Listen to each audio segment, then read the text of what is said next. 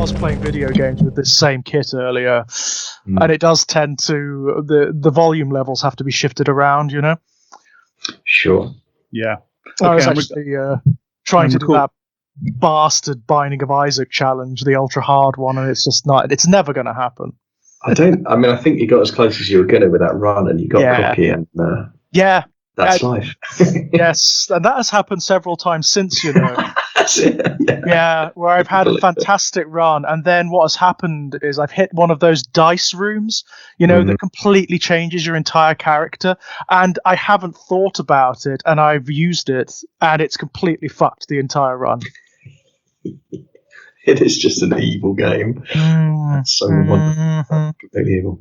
Everybody knows that I don't play video games, but I know nothing about this game, but I find it just sort of on some level existentially astonishing that there's a video game called The Binding of Isaac. The Binding of Isaac, right? And Kit and I we did what was like a 3-hour long discussion about the Binding of Isaac. And the funny thing is, the title does kind of suggest the themes and the imagery that you find within the game. It's really, it does have a lot of religious imagery, as well as a lot of really hideous, like Freudian, like uterinal, really nasty, vile stuff. And yet it's cute.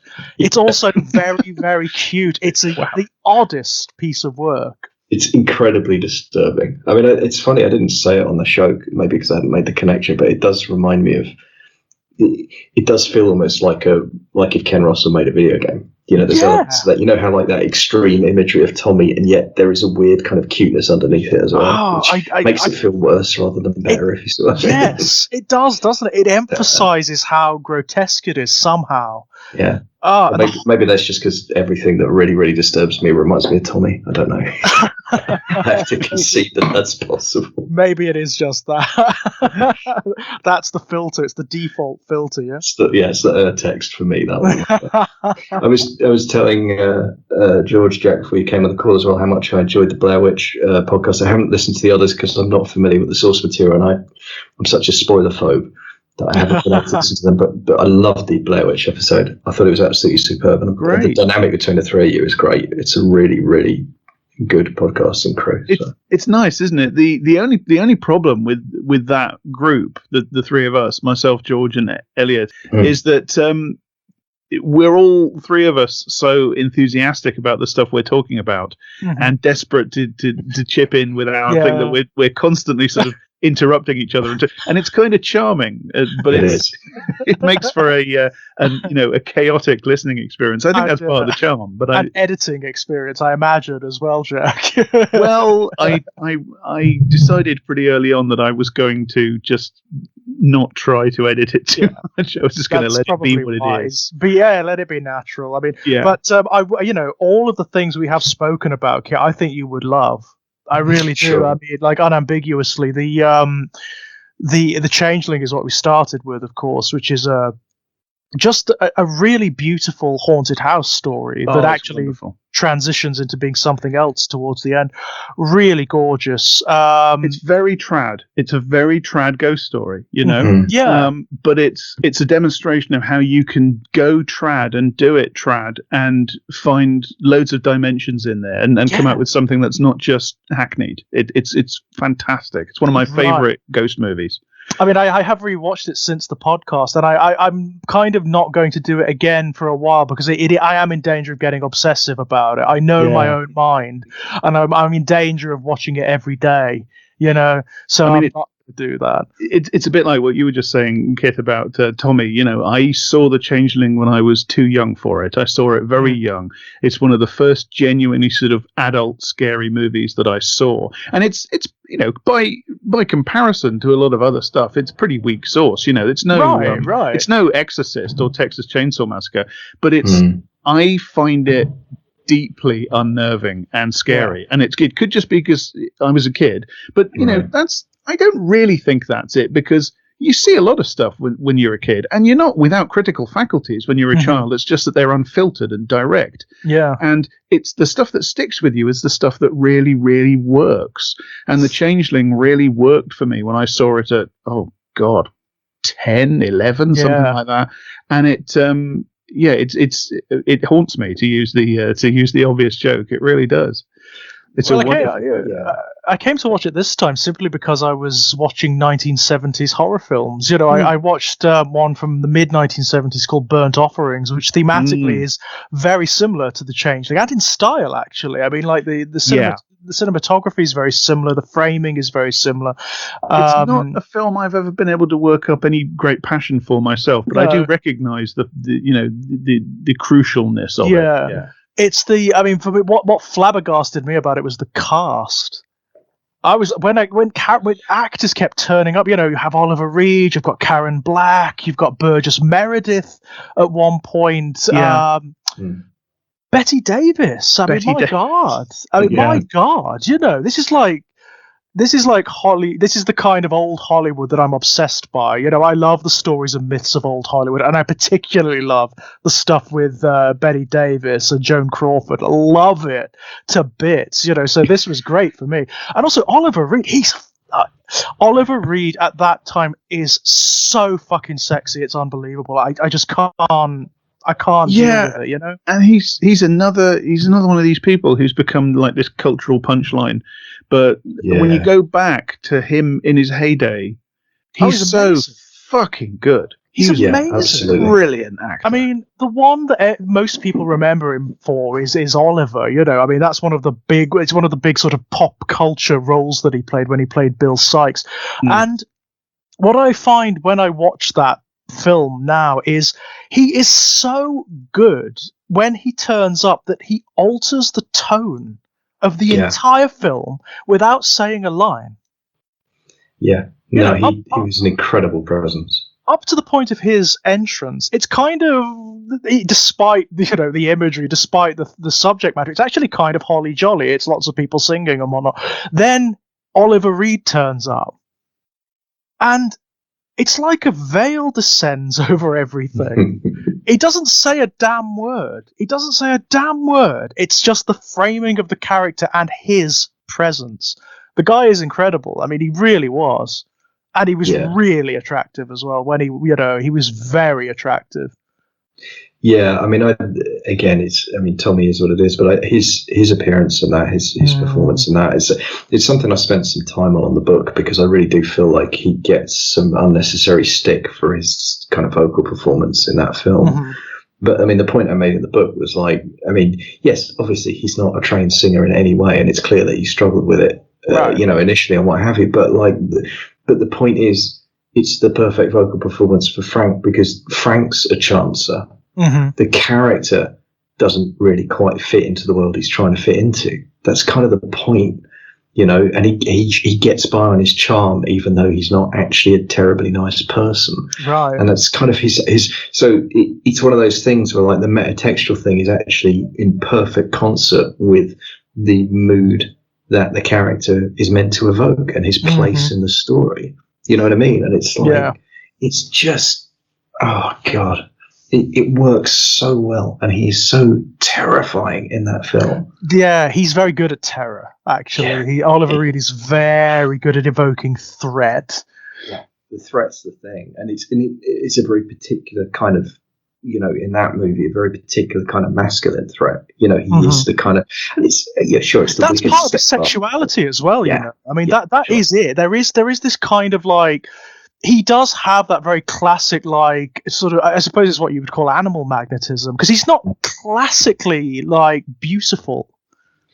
He's not beautiful in a prescribed way. Sure. And yet, there is this radiance from him. I can understand why he was so popular and why he was considered to be this sexual icon in his heyday. Yeah. No, absolutely. Quite extraordinary. But I think one of the things I do find interesting about him is that, and the fact that there's that and the threat, and those things are not always even in opposition. And that's psychologically, that's very, very interesting. That's kind of, we've discussed this before, Kit, of course. We discussed this on Exquisite Corpse, didn't we? Sure. The certain media that, as media and fiction is supposed to do, it allows you to explore parts of yourself that you maybe wouldn't otherwise touch. And when you find yourself attracted to characters you shouldn't be, and it opens up a part of you that you wouldn't otherwise necessarily have explored at all. Yeah, I mean, it's funny. I've been thinking about that off and on quite a bit since. I do think as well there's something about this is part of, not all of, but part of what fantasy and fiction are for. Yeah. You know, they're kind of the original safe space where you can explore things that, you know, there are things you can want in a fantasy that you absolutely do not want in real life. Absolutely. They really, really are. And I think one of the few areas of discourse where I feel we've gotten a little turned around lately in all of our entirely laudable and entirely necessary correction of the pale, male and stale kind of, you know, homogeny and all of the damage that's done in terms of representation for people and so forth. And, you know, I do think a little bit there's a danger of just a slight overcorrection there where you lose track of that. But in fiction, in fantasy, the whole point is you can explore things and want things and do things that you absolutely do not want to explore, want, or do in real life. Yeah. There's a reason it's fiction. It serves the purpose. You know what I mean? I think part of the problem is that there's been a democratization of criticism in recent years, partly owing to social media and greater and greater exposure to modes and methods and theories of criticism on the part of an entire generation, and more spaces that are devoted, you know, kind of really honestly because of you know, big corporations' desire to use people as the sort of automatic operators that create the value in these big websites. But you know, I mean, I'm part of that as well. I'm on Twitter. You know, I'm not wagging my finger at anybody. I think we all are, aren't we? We are. Yeah, that's it. We are the creators of value in those corporations. You know, we turn up to Facebook and Twitter and Tumblr, etc., and it's our interactions on there that drive the valorization process for virtual capital. You know, we are kind of being online proletarians when we do that. It's just part of it's part of how the modern capitalist world is structured. But one of the side effects of that, I think, is that, and it's not an entirely negative side effect, but it's the fact that we now have loads and loads of people, younger people, who are increasingly media literate, increasingly up on, you know, theories of criticism and reading texts and so on. Some of them radical, some of them progressive and very valuable indeed, as you say, overturning old ideas and old paradigms and subjecting these given norms within the texts that make up our culture to a lot of interrogation and critique. But of course, as with everything, when you're starting out, you're very enthusiastic and you've got a lot to learn. And that sounds like I'm being patronizing, and I'm honestly not, because, to be honest, loads of people that are much younger than me are so fucking on the ball that it's kind of it's kind of scary, isn't it? Yeah, it really But I've encountered that quite a lot. Yeah, but it does come with a side effect, because you are going to get sort of a surfeit of enthusiasm with a paucity of judgment sometimes. That's just going to happen. It's just like, you know, 90% of all the novels published are dreck. It's just one of those things. So you're going to get a lot of criticism, which is people saying, oh, you know, kind of, I mean, it's not completely a myth, this idea of obviously the idea of a monolithic, culturally powerful left that's destroying people's careers because they think the wrong things. That is a total myth. Yeah. But it's not a total myth to say that there is a certain censoriousness to be found in left spaces, in left critical spaces. It does occur. It does occur. Yeah. It's not as profound as the right would have it in any significant way, shape, or form. No. But I have noticed the odd, I suppose you could call them bad takes or misapprehended takes regarding things like, for example, sexuality in fiction. Yeah. Well, I think Kit's way of framing it is really good, because Kit frames it as an overcorrection. Yes. Yeah. Yeah, I think that's it largely.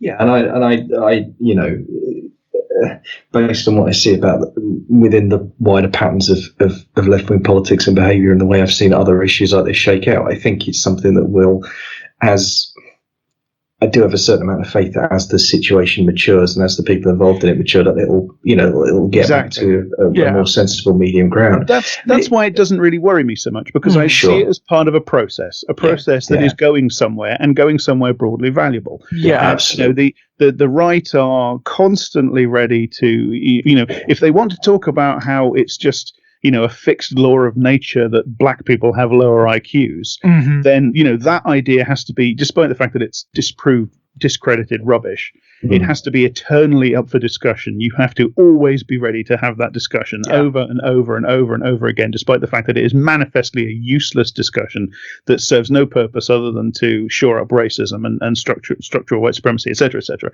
But, other things, they should just not be talked about. It's a scandal that anybody is talking about them. It's a scandal that anybody is talking about the fact that structural white supremacy, for instance, is incredibly mirrored in cultural production, and it's all over the television, all over cinema. Don't talk. Everything should be up for discussion. We should always be debating no, not that. Not that. Yeah, absolutely. No. And not in this way. No. This way. Yeah, and it's freedom of speech for privileged people in certain positions to say exactly what they want, and it's it's censorship and cancellation when those same people are criticised by people with infinitely less power and privilege. Yeah, right. I mean the examples of that are multitude right now. Yeah, and some of the cancellation, quote unquote, that's going around out there, I think we all could use a little bit of that, couldn't we? I mean, it seems to be very lucrative, doesn't it? And very useful for any kind of public career. I'd love to be as cancelled and silenced as Kathleen Stock. I'd be in my books and speaking at universities and on television all over the place. Doesn't it tell you something that the only thing approaching a critical interrogation that woman got from all this flurry of media appearances is from Lorraine Kelly. Kelly. I mean, what? Hashtag I stand with Lorraine Kelly. Yeah. Right. I mean, 100%. What the hell? And what I love about it, actually, what's nice about that, genuinely, and I mean, you have no shade on Lorraine Kelly. I don't know anything about the woman. It's fine. But what I loved about it was, and I don't mean this in a derogatory way at all, it was such a common sense question that she asked. It was so obviously common sense question she asked, and the way she asked it, the way she delivered it, with that just look of, polite confusion on her face. But hang on a minute. You've been on the front page of 3 major newspapers in the last week, and you're about to join a university. Right, you're here. Exactly. You're here. Yeah. It's absurd, isn't it? Yeah, just absolutely. To be, it's like sitting there saying, "Oh, I'm not human. I'm not present. I'm not here."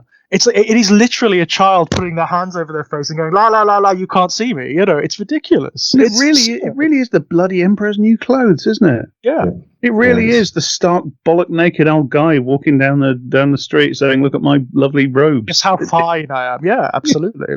It really is. It was quite an astonishing moment. It is the kind of thing that leads me to just assume that these people are acting in bad faith. Just totally bad faith. Okay, so I mean, it's funny, Jack, that you said that the Changeling was one of your childhood texts. It's something you encountered in childhood when you maybe perhaps shouldn't have. Although I'm incredibly glad that I did. Right. I mean, it's one of those things.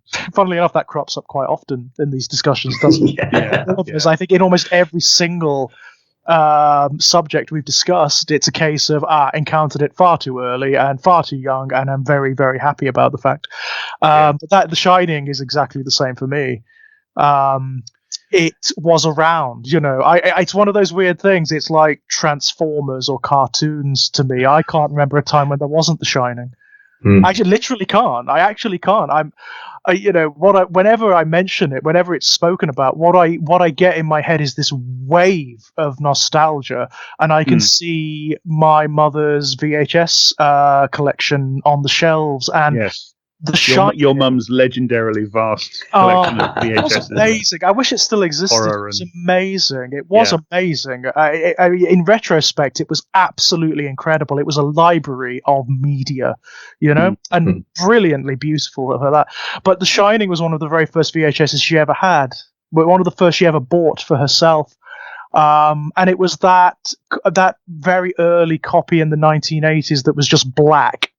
Yeah. The cover was just black, and it had The Shining written across the front in like bold red, and picked out in white you had, I think it was supposed to be Jack's face, but it was very difficult to make out. It was just a face sort of staring through the letters. And I remember watching it really young, like really ridiculously young, as I did most horror films. And yeah, it was I remember my brother being more disturbed by it than I was. Simply because I watched horror a lot at that point, just enormous amounts. I was already a bit of a junkie at that. It's interesting because I have things like that which I saw them. I saw The Changeling when I was 10 or 11 or something like that.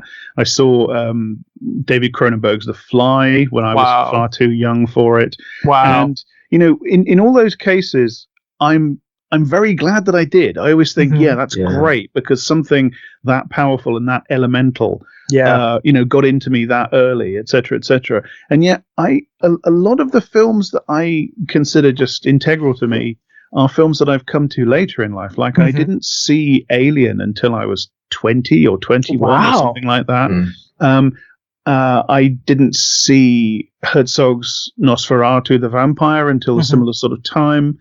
John Carpenter's The Thing I didn't see until I think I was 25, 26, something like that. Yeah, I know. And The Shining, again, I was a bit younger. I would have been at college when I saw The Shining. It was on BBC Two, so I would have been like 17. And I'm very glad that I didn't, particularly The Shining, I would say. I'm very glad that I saw The Shining as maybe not an adult, but nearly an adult. Yeah, I think that's a good time to see it, to be honest, because it's far too complex for a child to really understand. There's far too much going on. Visually alone, there's far too much going on. And I think, around the age of like 17, 18, you are starting to understand what cinema is as an art form. You're not just seeing the images.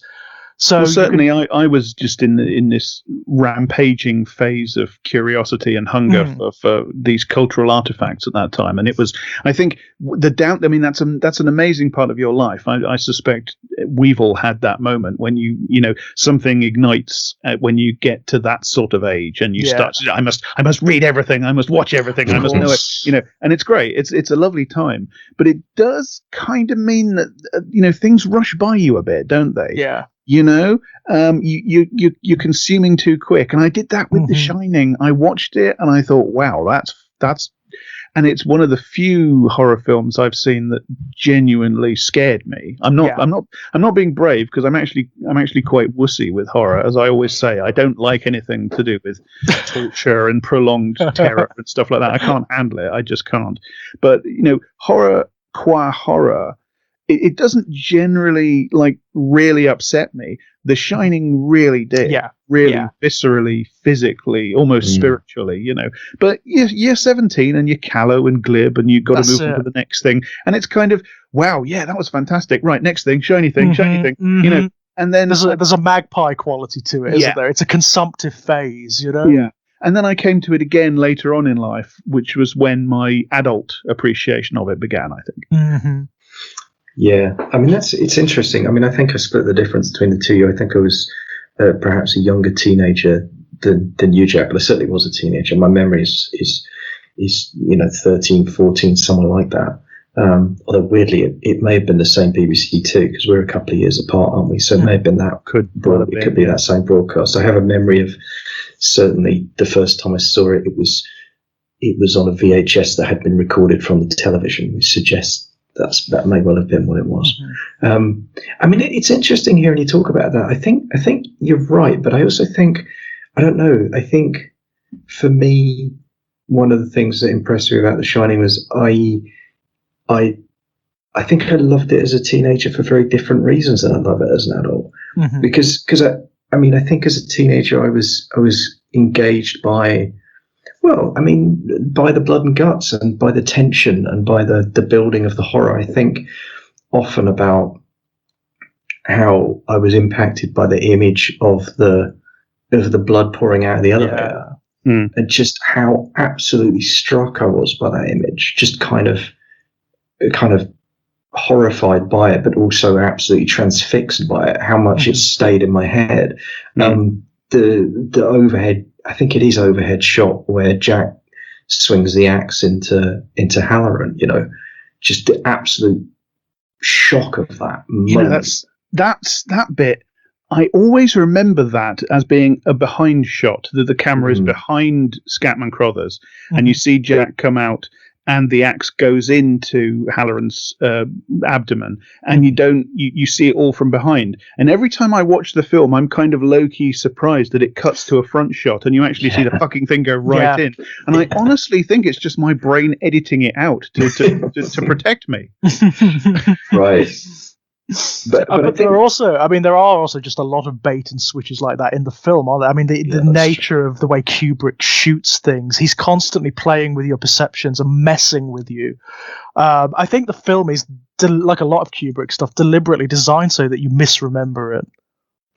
That may be right. Yeah. I mean, I certainly for me, I think it was there were what I would call like the traditional horror elements, the brutality. That's the stuff certainly that stuck with me as a teenager. But I also remember being disturbed by it in a way that I fundamentally wasn't disturbed by, say, Nightmare on Elm Street or Friday the 13th. Yeah. Yes. So I think I did intuitively know it was working on other levels than just that, and the other one, obviously the other sequence that stayed with me forever was the twins, the flash cuts to the blood-soaked bodies. It's just, I mean, that's still, again, I think viscerally disturbing to this day. Yeah.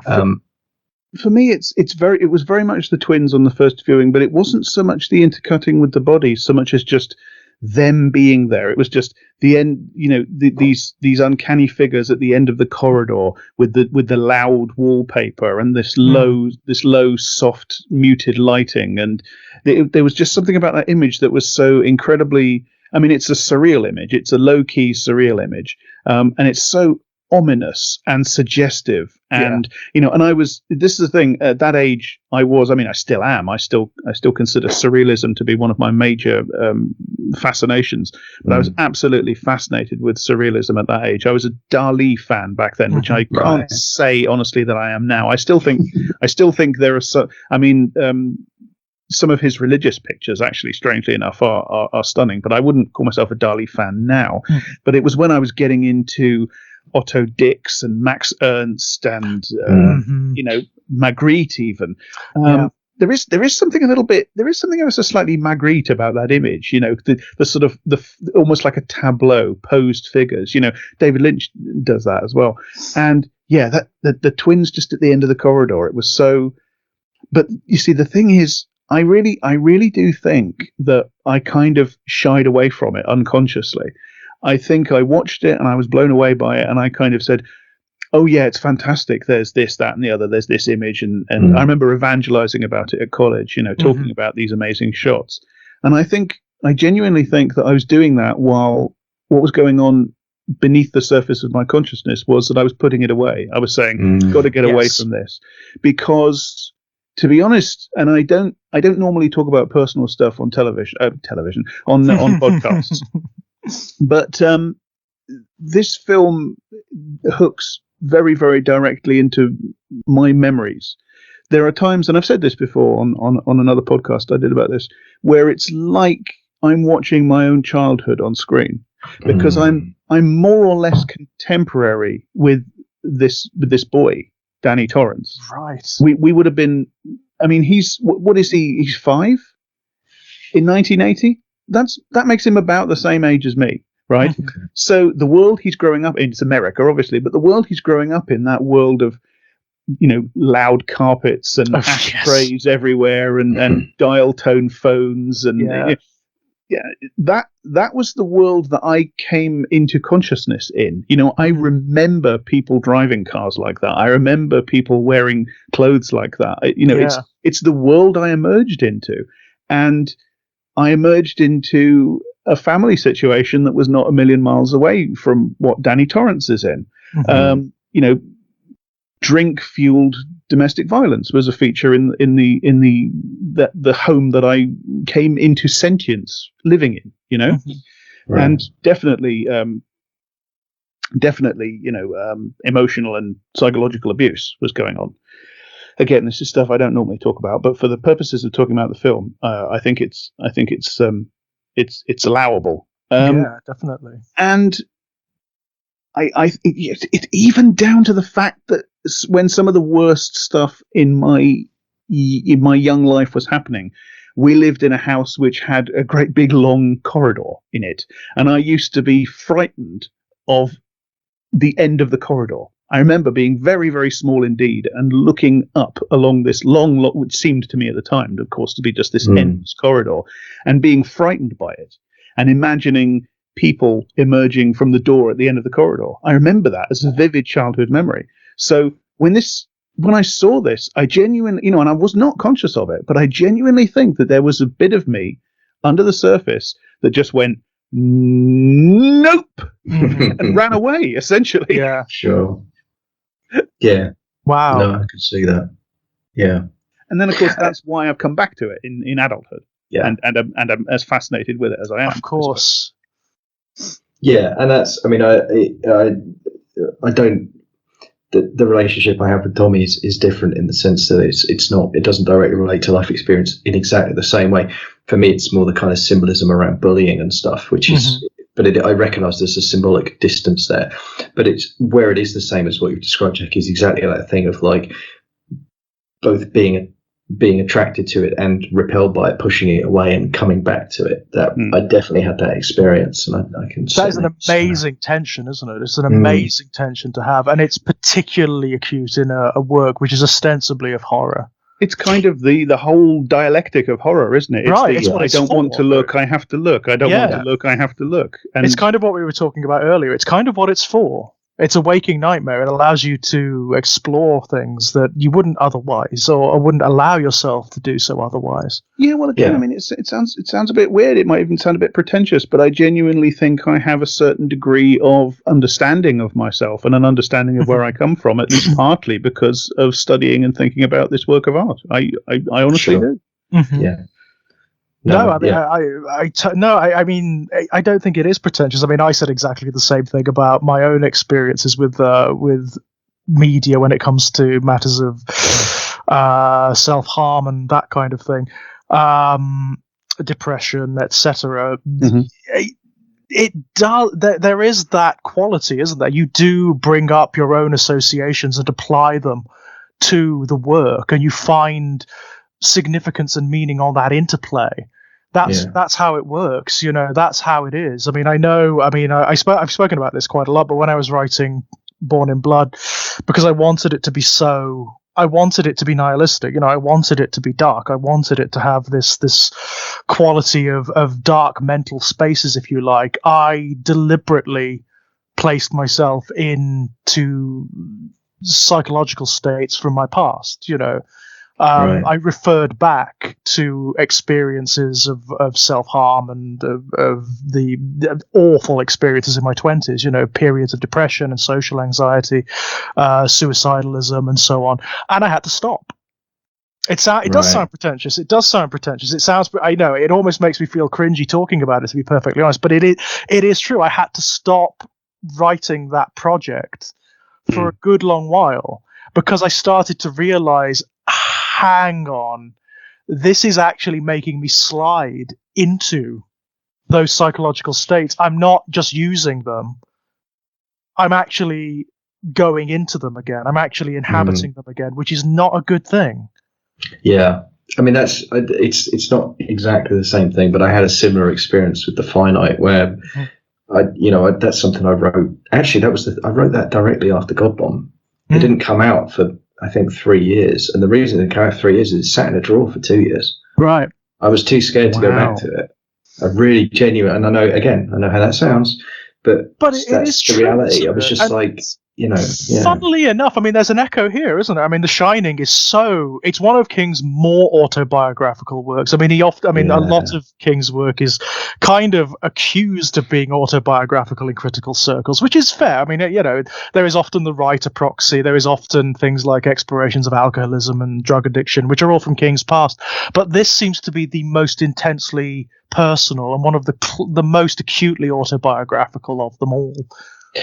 Yes, and I would argue along those lines that one of his own works that he has the least perspective on for that reason. Yes, it's true. I mean, we've kind of verged on this before, haven't we, Jack? We've spoken about this, but a lot of, I mean, I've got a lot of time for Stephen King as a man. You know, I find him, not only do I find him amusing, I find him quite pleasant, and I generally agree with his politics and his ideologies. He might be my favorite millionaire. Right. Yeah, okay. I find his criticisms of Kubrick's Shining to be quite baffling at times. I don't really understand. Like, early on, I think he's disavowed this now. I think he's actually matured on this now. But I know early on he said that it's like a giant, beautiful car without an engine, and I don't understand that at all. I really don't understand that, because for me, The Shining is one of the most soulful horror films, maybe of that era, and maybe of all time. I think it has such incredible density and weight of meaning. I absolutely agree with you, and I will defend Kubrick. I will not defend Kubrick on a great many charges, but I will defend him on the charge of being a sort of sterile and cold and intellectual, which I think is silly. I think I do kind of understand where King is coming from, because for King, everything is characterization. Like King is just character. That is story for King. King comes up with characters, and then he writes them, and they sort of tell him, you know, he's famously a pantser. Well, what he's doing there is he's letting the characters do whatever they're going to do. And you know, for him, that is. I mean, that's part of his intense readability. It's part of why he's the most popular novelist in the world, or one of the most popular novelists in the world. Yeah, because he creates these characters that you just keep on wanting to be in contact with. It's you know, and there is this black hole at the center of Movie Jack, you know, and of course it avails you nothing when you're talking to somebody like King to say, yeah, that's kind of the point, because you know, he's just going to look at you blankly and say, yeah, but there's still a black hole at the center of this character. Why is he doing this? You know, I think that's the fundamental problem for King.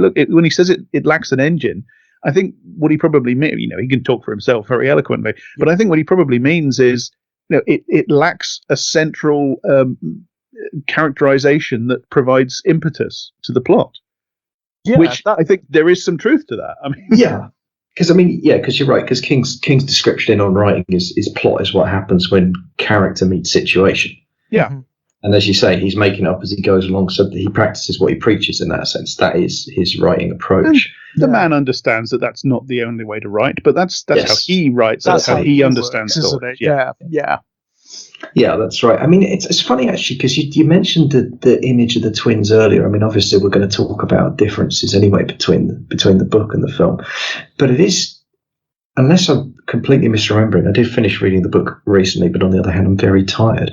I don't think the twins aren't in the book, are they? No, they're not. So the nearest you get is there's a bit, and I think it's quite a way into the novel. It's a few years since I last read it, but there's a bit quite a way into the novel where Danny is in like the garden outside the hotel, and there's a play area that's kind of got those concrete tubes in. That's right. And again, play areas like that, absolutely something I remember from my childhood in the 70s and early 80s. And I can't remember if he goes into the little concrete corridor or if he goes up to it, and it's like goes into it, and the snow falls behind him. Yeah, and there's a voice. I think it is specifically a female voice, and the words "come and play with us" or "come and play with me" are uttered. Like a lot of things that are in the novel, that are in the film that quote unquote aren't in the novel. You know, "come and play with us, Danny, forever and ever and ever." It kind of is in there, but it's grown from a seed, if you like, that's in the novel. And I think in the novel it is definitely implied to be one of the Grady girls. Mm-hmm.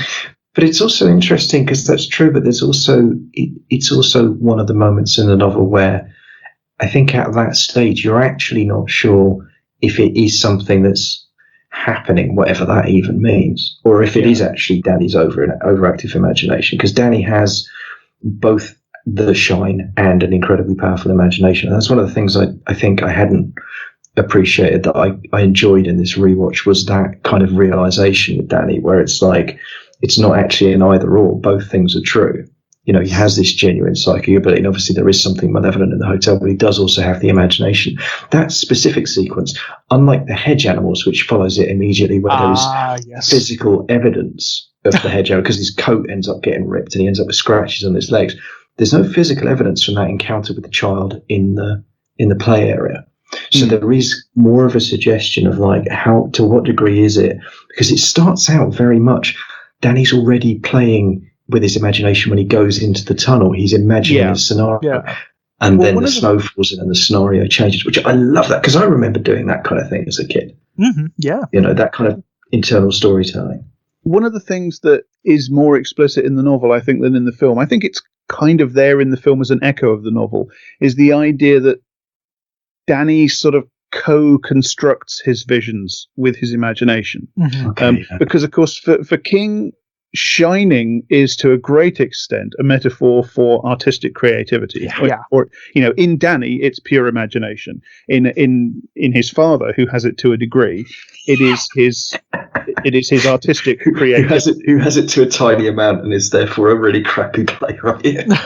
Well, I mean, without any sympathy for what he does with it, that is an awful curse. To have a tiny amount of talent. It's there, but you can't do anything really good with it. It just sort of sits there being potential, and you can't develop it. That is one definition of hell. And that is what Jack Torrance in the novel is cursed with. He's not untalented. It's just there's not quite enough there to ever quite do anything with. Right. And he also endlessly gets in his own way, of course. Well, he does, of course, because he's so thwarted and resentful, etc., etc. Mm-hmm. But I mean, I'm sure we'll get onto that. But at the moment, what I'm thinking of is, because King is using Shining as a metaphor for creativity, imagination, artistic creativity, etc. One of the things that happens in the novel is that the hauntings, so to speak, or the visions, whatever you want to call them, in the hotel, and this kind of happens to Jack as well, because Jack imagines the hotel in its heyday, and then it kind of appears. You get these. Some of the best bits of the novel actually are these sequences where he's hanging around in the ballroom and he's imagining the chinking of glasses and the rustling of dresses behind him, and his imagining of them kind of summons them, and you get the feeling like they're kind of partly created from what he imagined, etc. And Danny does the same thing as well. Are we to think that the hotel is it has like sentient monster ghost hedges just all the time, or does that just happen because Danny imagines it? So there is like this feedback loop where Danny imagines it, the hotel picks it up, and then the hotel broadcasts it back to him. Well, that certainly feeds into the implied mythology of the hotel as a whole, does it? Certainly in the novel, where it is just this giant psychic amplifier, where it takes whatever's inside of you and it amplifies it to the nth degree and then gives it back to you. It also makes the topiary monsters a little bit more laudable, because in and of themselves, they're kind of ridiculous. But if you take it as Danny projecting them or creating them, well, yes, in that instance, it actually makes enormous sense. Yeah.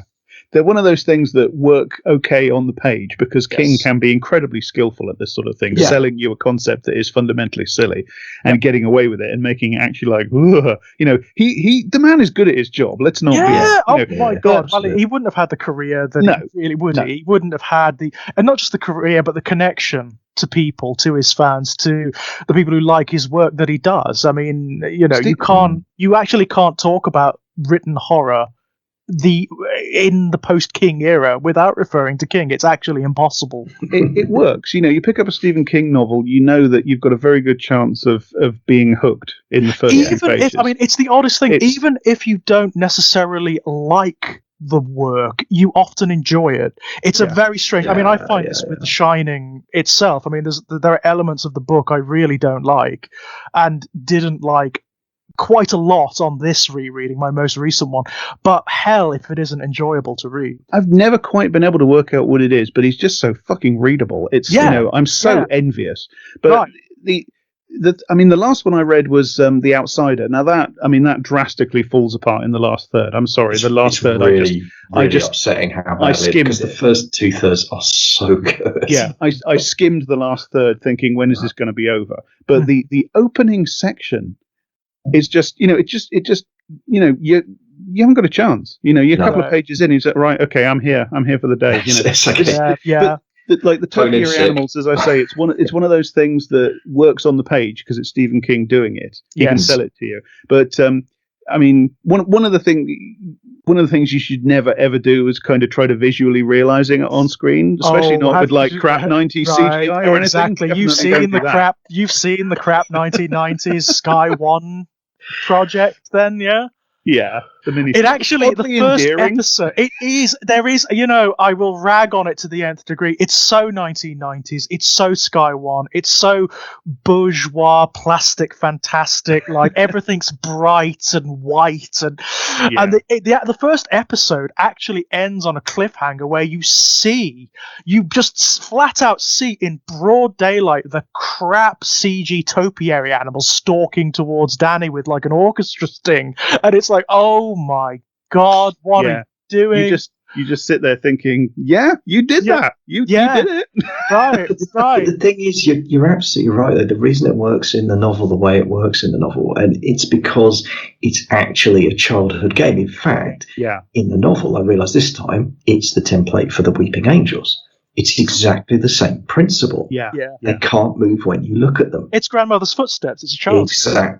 Exactly. It's a child's game, and Danny is clued into that, and because it's something that Danny can relate to, and therefore fills him with fear.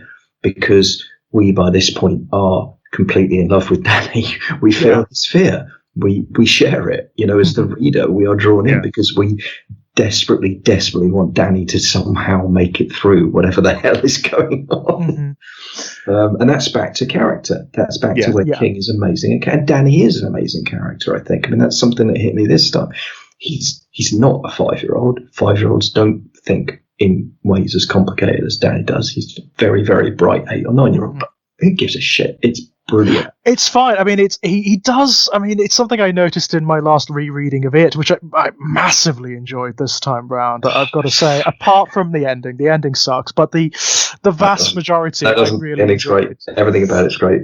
I stand every single thing about that. He does generally. He is one of these rare writers who does understand something about children and the way they interact with the world and about their imaginations. He does retain something of childhood. It is rare.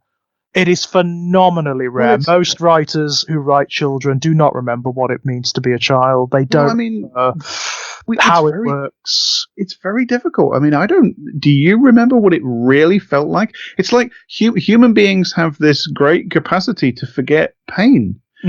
That's why people get pregnant more than once. Right. It's why we idealize childhood as well. It's why you in the UK you have that horrible thing. Oh, school years, best years of your life. Are they really? I was solidly fucking miserable almost the entire time. Absolutely. Yeah. People forget the anxieties, the fear, the fact that everything is scary when you're a very young child. Everything is scary because you have no context for things. Every shadow is full of threats. You don't know that the laws of reality can't just invert. You don't even know what the laws of reality are. So there could be monsters in the shadows or under the bed or closet. You don't know. But I think the idea of I'm not an experienced writer of fiction. I've dabbled in it, but I think the idea of sort of writing a child from memory of what it was like to be one, I think that's probably just a forlorn exercise. I don't think that's going to be something you can do because, as I say, we mythologize and we forget and we as I say, we edit pain out of our memories. It's a great it's one of the great blessings of human consciousness. It's probably an evolutionary advantage. It hurts like fuck when it's happening and you need it to, because that's how you know that something's biting your leg or whatever. But 2 weeks later you think, that hurt, didn't it? It's funny. You don't really remember it. It's really odd you bring that up, Jack, because it's something I was thinking about earlier. It's something that Jack actually uses in the book in his condition as an abuser, and he is an abuser. Yes. He uses the psychology of an abuser. You know, when he says to Wendy early on, she's going to divorce him. She's going to ask him for a divorce, and he said I think it's after him and his friend have knocked over it's after the accident. The bus. And he says, "Give it a week. Give me a week." That's the language of an abuser. But he uses.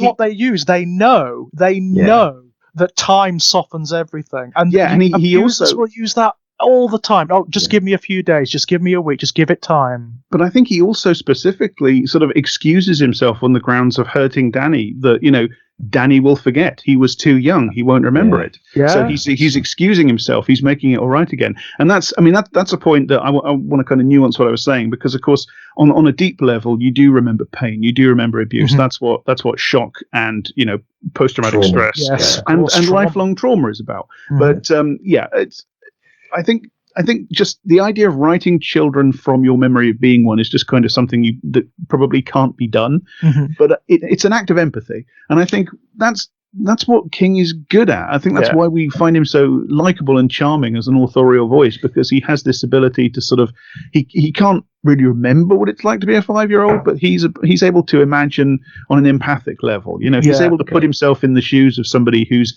at the mercy of these inscrutable, inexplicable creatures called adults, Right. And he's kind of, loves them and depends upon them and is terrified by them and doesn't fucking understand anything they say. And he's able to put himself in that.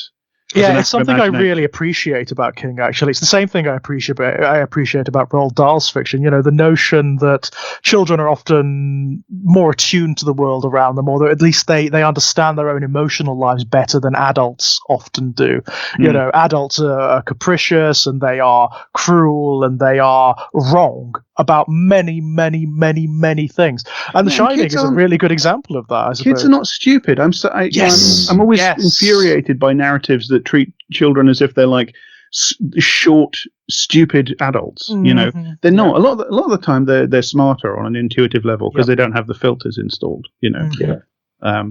And I think that's something else King gets. Yeah.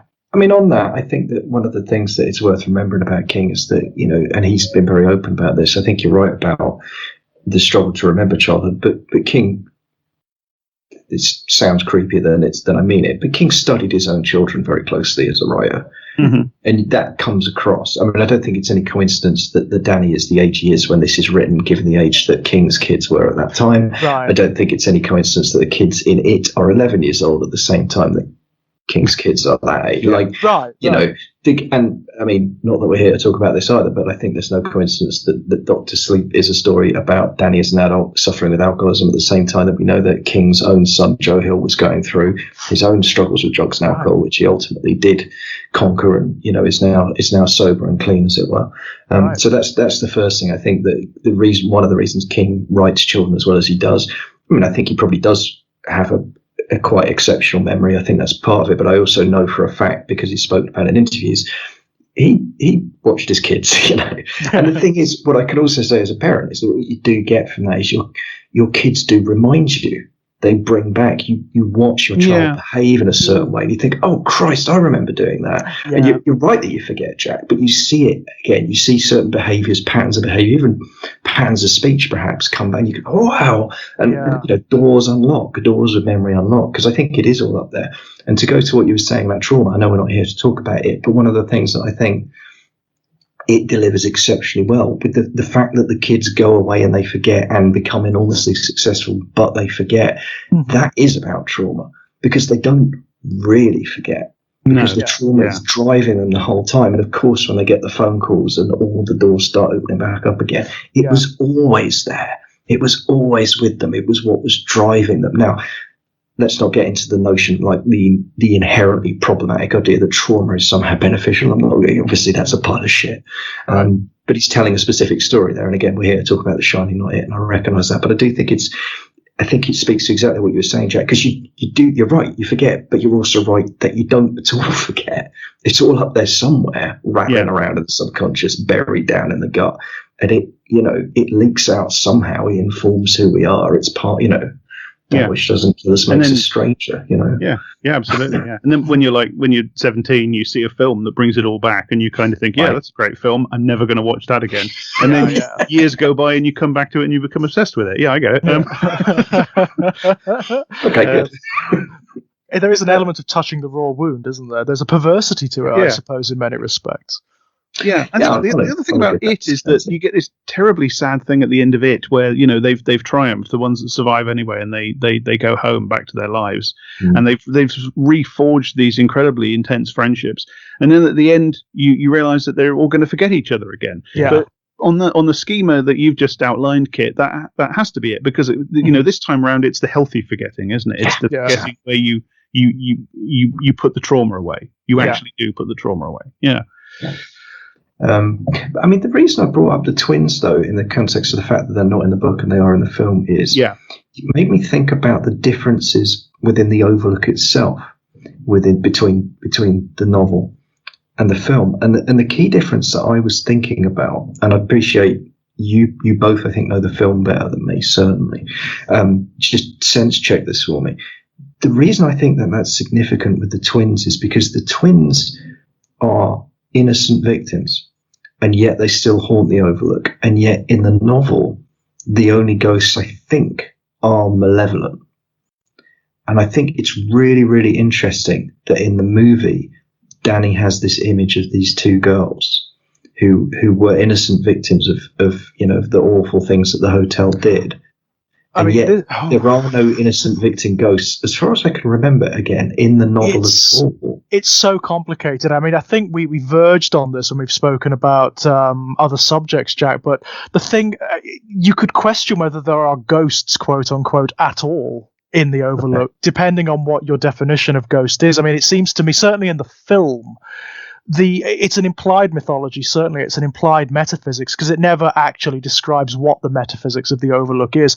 But it seems to me that the spectres that you visually see are not necessarily like sentient ghosts of people who have died there.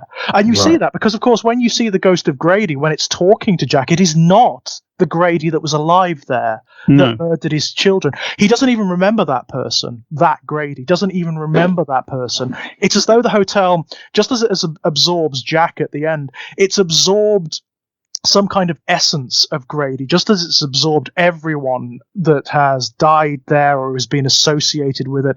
And it's become this incredible well of negativity. So when you see the twins, it isn't necessarily the twins. You're seeing them because that's how it engages with Danny. Or it's ironic, isn't it? It's almost more Kingian than Kubrickian. It's like the hotel is dangling the twins there in a kind of ham-fisted effort to attract Danny, which is not really, as you point out, Kate. It doesn't quite happen in the book, except that it does happen in It, because the whole idea of It is that the creature holds out the clown as a lure. Yeah, that's what like an anglerfish. Right, there is like a Pennywise quality to it, isn't there? Well, Pennywise is not scary. He's not meant to be scary. Pennywise, as you say, is the look. It's the thing that everyone gets wrong. Yeah. It drives me nuts. Yeah. It's the only thing that It Part 2 got right, actually, was the way they handled that, because they had it be scary and then be pathetic. Yeah. And that was the one scene, actually, for me that unambiguously worked in that. Otherwise, I'm afraid, rather bad film. Actually, I'm less inclined towards it now than when we spoke about it. Yeah, me too. I've seen it again, and it's like, yeah, obviously for me, it's the Adrian Lemon. I can't bear it. I actually cannot stand it. And then the jokes after, it is a case of, no, fuck you. I'm not watching the rest of this. Fuck you. How dare you, How dare you? Yeah. Fair enough, Yeah. I won't. I have seen it, and I broadly agree. Yeah, we won't get drawn into that one, but that's a whole other podcast. Although, I was actually going to ask you guys what. I mean, this isn't actually in the book, I'm fairly certain, but what do you make of the strange homosexual imagery in the film? Yeah. What is that about? Is it Kubrick? It may just be like the general cultural homophobia of the era. It's Kubrick evoking imagery that he knows that for most audiences at the time would be distressing. I don't know. It's a tricky one, isn't it? It is. It does, you know. It does stem from the novel, because in the novel you have this thing about the guy, I can't remember his name, the guy that built the hotel and ran it. Oh yeah, who has kind of this boyfriend who's kind of his sub, I suppose. Yeah. And he goes around, he's a furry, essentially. He's a furry avant la lettre. And he goes around in a dog costume. Yes. And that's right. there is this, you get snatches of conversations between the guests, and then you kind of meet the guy himself, because, the man in the dog costume threatens Danny. And there are implications that this is a man who is kind of under the thumb of, controlled by, owned by, in a sense, this predatory, vicious, mob-connected, bootlegging millionaire guy who set up the Overlook. So there is a suggestion. Again, you for political points, you have to give it to King, really, more than Kubrick. I suppose so, because he gives context, whereas the Kubrick one, it just happens. It's just there. Well, it's just an image, isn't it? Yeah, exactly. Because in King, you kind of get there's a bit of a moralistic kind of commentary on like debauchery or whatever. But I think from the hints you get, you feel like this guy in the dog costume is kind of like a sub or a gimp character who is in some sense being controlled and abused by this rotten evil figure. And that context is, firstly, it's changed from a dog to a bear costume in the movie, because the movie, for reasons that are well worth discussing, is replete with bear imagery. Bear imagery all the way through. It pops up, and it's turned into an overt image of a sex act. And it's presented entirely without context. Without context, there were scenes shot, weren't there, where Jack Nicholson in the movie finds the scrapbook from the novel in the film. He finds it and he goes through it, and that, I don't know, maybe there was context for it, but in the process of paring the film down, which Kubrick did several times, the international version, the longer version, is the originally released version, or it's near to the originally released version, and then the UK version is shorter even than that. Oh, right. And I think, there's, or is it the other way around? I can't remember. But one of them, but he cut it several times. Like the original version that was released in the cinema, I think, is longer than any extant version now. Okay. Yeah. So there might have been context there, and I think Kubrick kind of, in this process of paring it down to the bone to take out as much as possible to give it this air of cryptic mysteriousness, somehow context for that has been lost, and it just turns into this completely out of the blue, startling image. And I think you have to say that it carries homophobic connotations. There's no way around it, really. I don't think there's any way around it, to be honest, because it is presented as though it's unnatural. That is kind of the only way you can read it, isn't it? Particularly in the context of the moment when it happens, because it happens at the moment of maximum threat, when Wendy starts. It's so that the hotel is so worked up and priapic with bloodlust. Yes, that it's, she can hear the voices as she goes up the stairs. She can hear the voices of the colony inside of the building chanting as she comes up the stairs. And that's so the hotel is at its most elementally evil, and that's when it most manifests worked up and homosexuality. Exactly. It's contextually, it's even worse. It's slightly problematic, isn't it?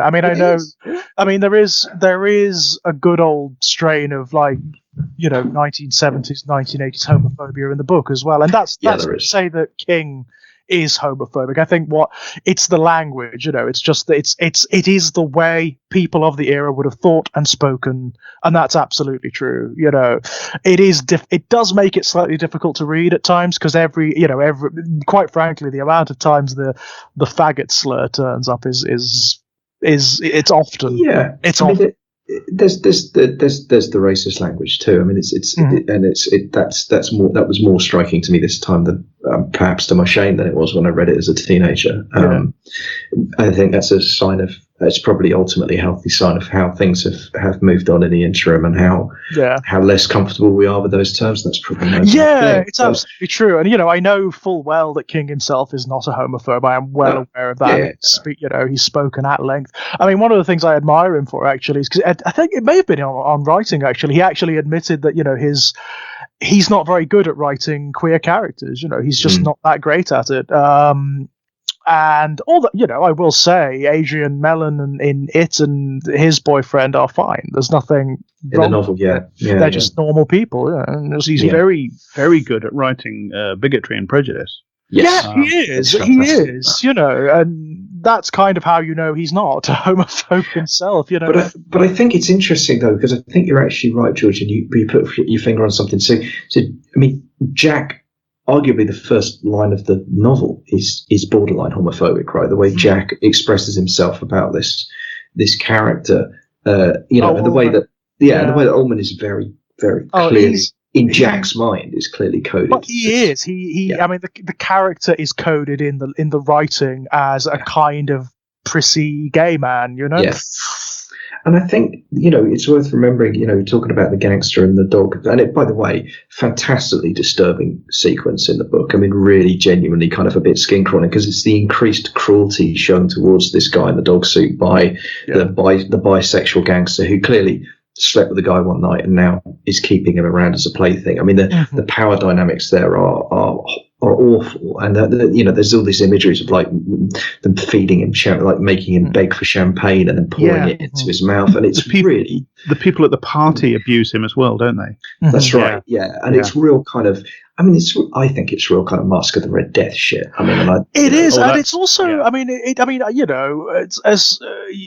is also describing it's exaggerated, but it's describing a dynamic that gay men, certainly of the era and still to this day, actually occupy. Right. Certainly in a sort of heteronormative culture where we kind of are the experiments, we're the bits on the side for married guys or whatever. We are that to be kept aside, outside of the normal dynamic of family or whatever and society. It is still there. It is still part of the experience. And the thing is as well, I just think, and I mean, this is not a very well-developed thesis, but it's something I have thought about for a long, long time. I do think King, perhaps subconsciously, is just a little bit small C conservative when it comes to matters of sex and sexuality. I think he just is. Well, and I don't mean that as a kind of, I don't mean politically conservative. I just mean, I think he's got. He finds it a bit icky, doesn't he? He finds it all a little bit icky. I mean, Mark has spoken about this, actually. Clive has spoken. He's got nothing but respect for Stephen King, but he also says, like, he sometimes finds King a little bit meek. The thing about King that I find fascinating is his sex scenes that are also love scenes are fairly, I mean, at best pedestrian. Yes, yeah. What they are never is erotic. No, okay? they're not. No, you don't get turned on by kid sex scenes. You just don't. There is at least one marital sex scene in The Shining, which is frankly skin-crawlingly awful. It's not great. Yeah. And the one I think of is there's a sex scene in Needful Things between the sheriff and his lady friend, and it's don't get me wrong, it's quite tender and it is quite loving, and it's in its way it's quite a beautiful scene, but it's not sexy. I mean, he's absolutely not sexy. The only time King gets sexy is when he gets dark. So, the relationship I always think about, which I don't know, it doesn't seem to come up too often when people talk about The Stand, but Harold and Nadine's sexual relationship in The Stand is one of the weirdest fucking things. Because she has to preserve her virginity for Flag, so she makes herself sexually available to Harold, but only in, effectively, well, not to be too graphic about this, but one particular avenue is closed for business. The other two are very much open. And it's desperately horny, the scenes between So that's interesting. So it's kind of stomach churning as well. It's only when he's describing repression and denial. It's fascinating stuff. I think he's spoken about this himself, though, hasn't he? Hasn't he spoken about this himself? On Writing, he talks about this, where he's not as comfortable with sex and sexuality as some other writers. I mean, you read Bach, he just doesn't give a shit. I mean, like in the Books of Blood, there's a story about a guy who fucks everything, literally fucks everything. You see where he fucks a wall, literally fucks a wall, so it's like, But I think I give King a certain amount of credit for effectively telling on himself in his work, because I do think it's telling that the only sex scenes he has that are actually horny, that are erotic, are also dark and disturbing. Right. There's a line I'll never forget, as long as I live, from The Library Policeman, where this guy ends up sleeping with someone who's essentially a witch, and he says something like, "I couldn't describe what happened between us as love in any way." He said, "But the thing about that woman was, as soon as I set eyes on her, I was horny enough to want to rape the Statue of Liberty." And I still felt that way after I'd had my way with her for several hours. And it's just like, holy shit. Yeah, that's incredible. What an incredible thing to put down on the page. You know? And I do genuinely salute, I'm laughing, but I salute that. Because I mean, he's dug deep into something to put that out, and then had the courage to do it. And I don't think that's nothing. But it is interesting to me, and the sexuality in The Shining. Because you're right, Jack. That is, it's just. And look, I mean, part of the reason it's not good, right, is because actually Jack's kind of horrible, and it's kind of upsetting being inside Wendy's head and her not yet realizing just how bad things are, right? I mean, there's some of it's that. And, writing sex is difficult. I mean, Stephen King's good, but he's no Giles Corran. Come on. Well, I mean, Barker's. I mean, seriously though, Barker's the one, isn't it? I mean, Barker and Billy Martin. Billy Martin. Oh, God, yeah. I mean, I remember saying in our discussion about Exquisite Corpse, I was reading that on a bus at one point when I was at university, and I had to get off at like several stops after the one I was meant to get on. Let's put it that way. I've actually given that book to straight friends, and all the sex in that is homosexual, all of it. Yeah. And my friends have given it back to me, like straight guys, and said, "That's fucking hot." Yeah. No, I mean, the genius of Exquisite Corpse, as we discussed in the podcast, is just the way you solve the problem of gay representation with all your characters being freighted with gay representation, just to make every single everybody gay, a gay man. Then suddenly you can have the entire spectrum of human behaviour again, and it's fine. Which is, I love that.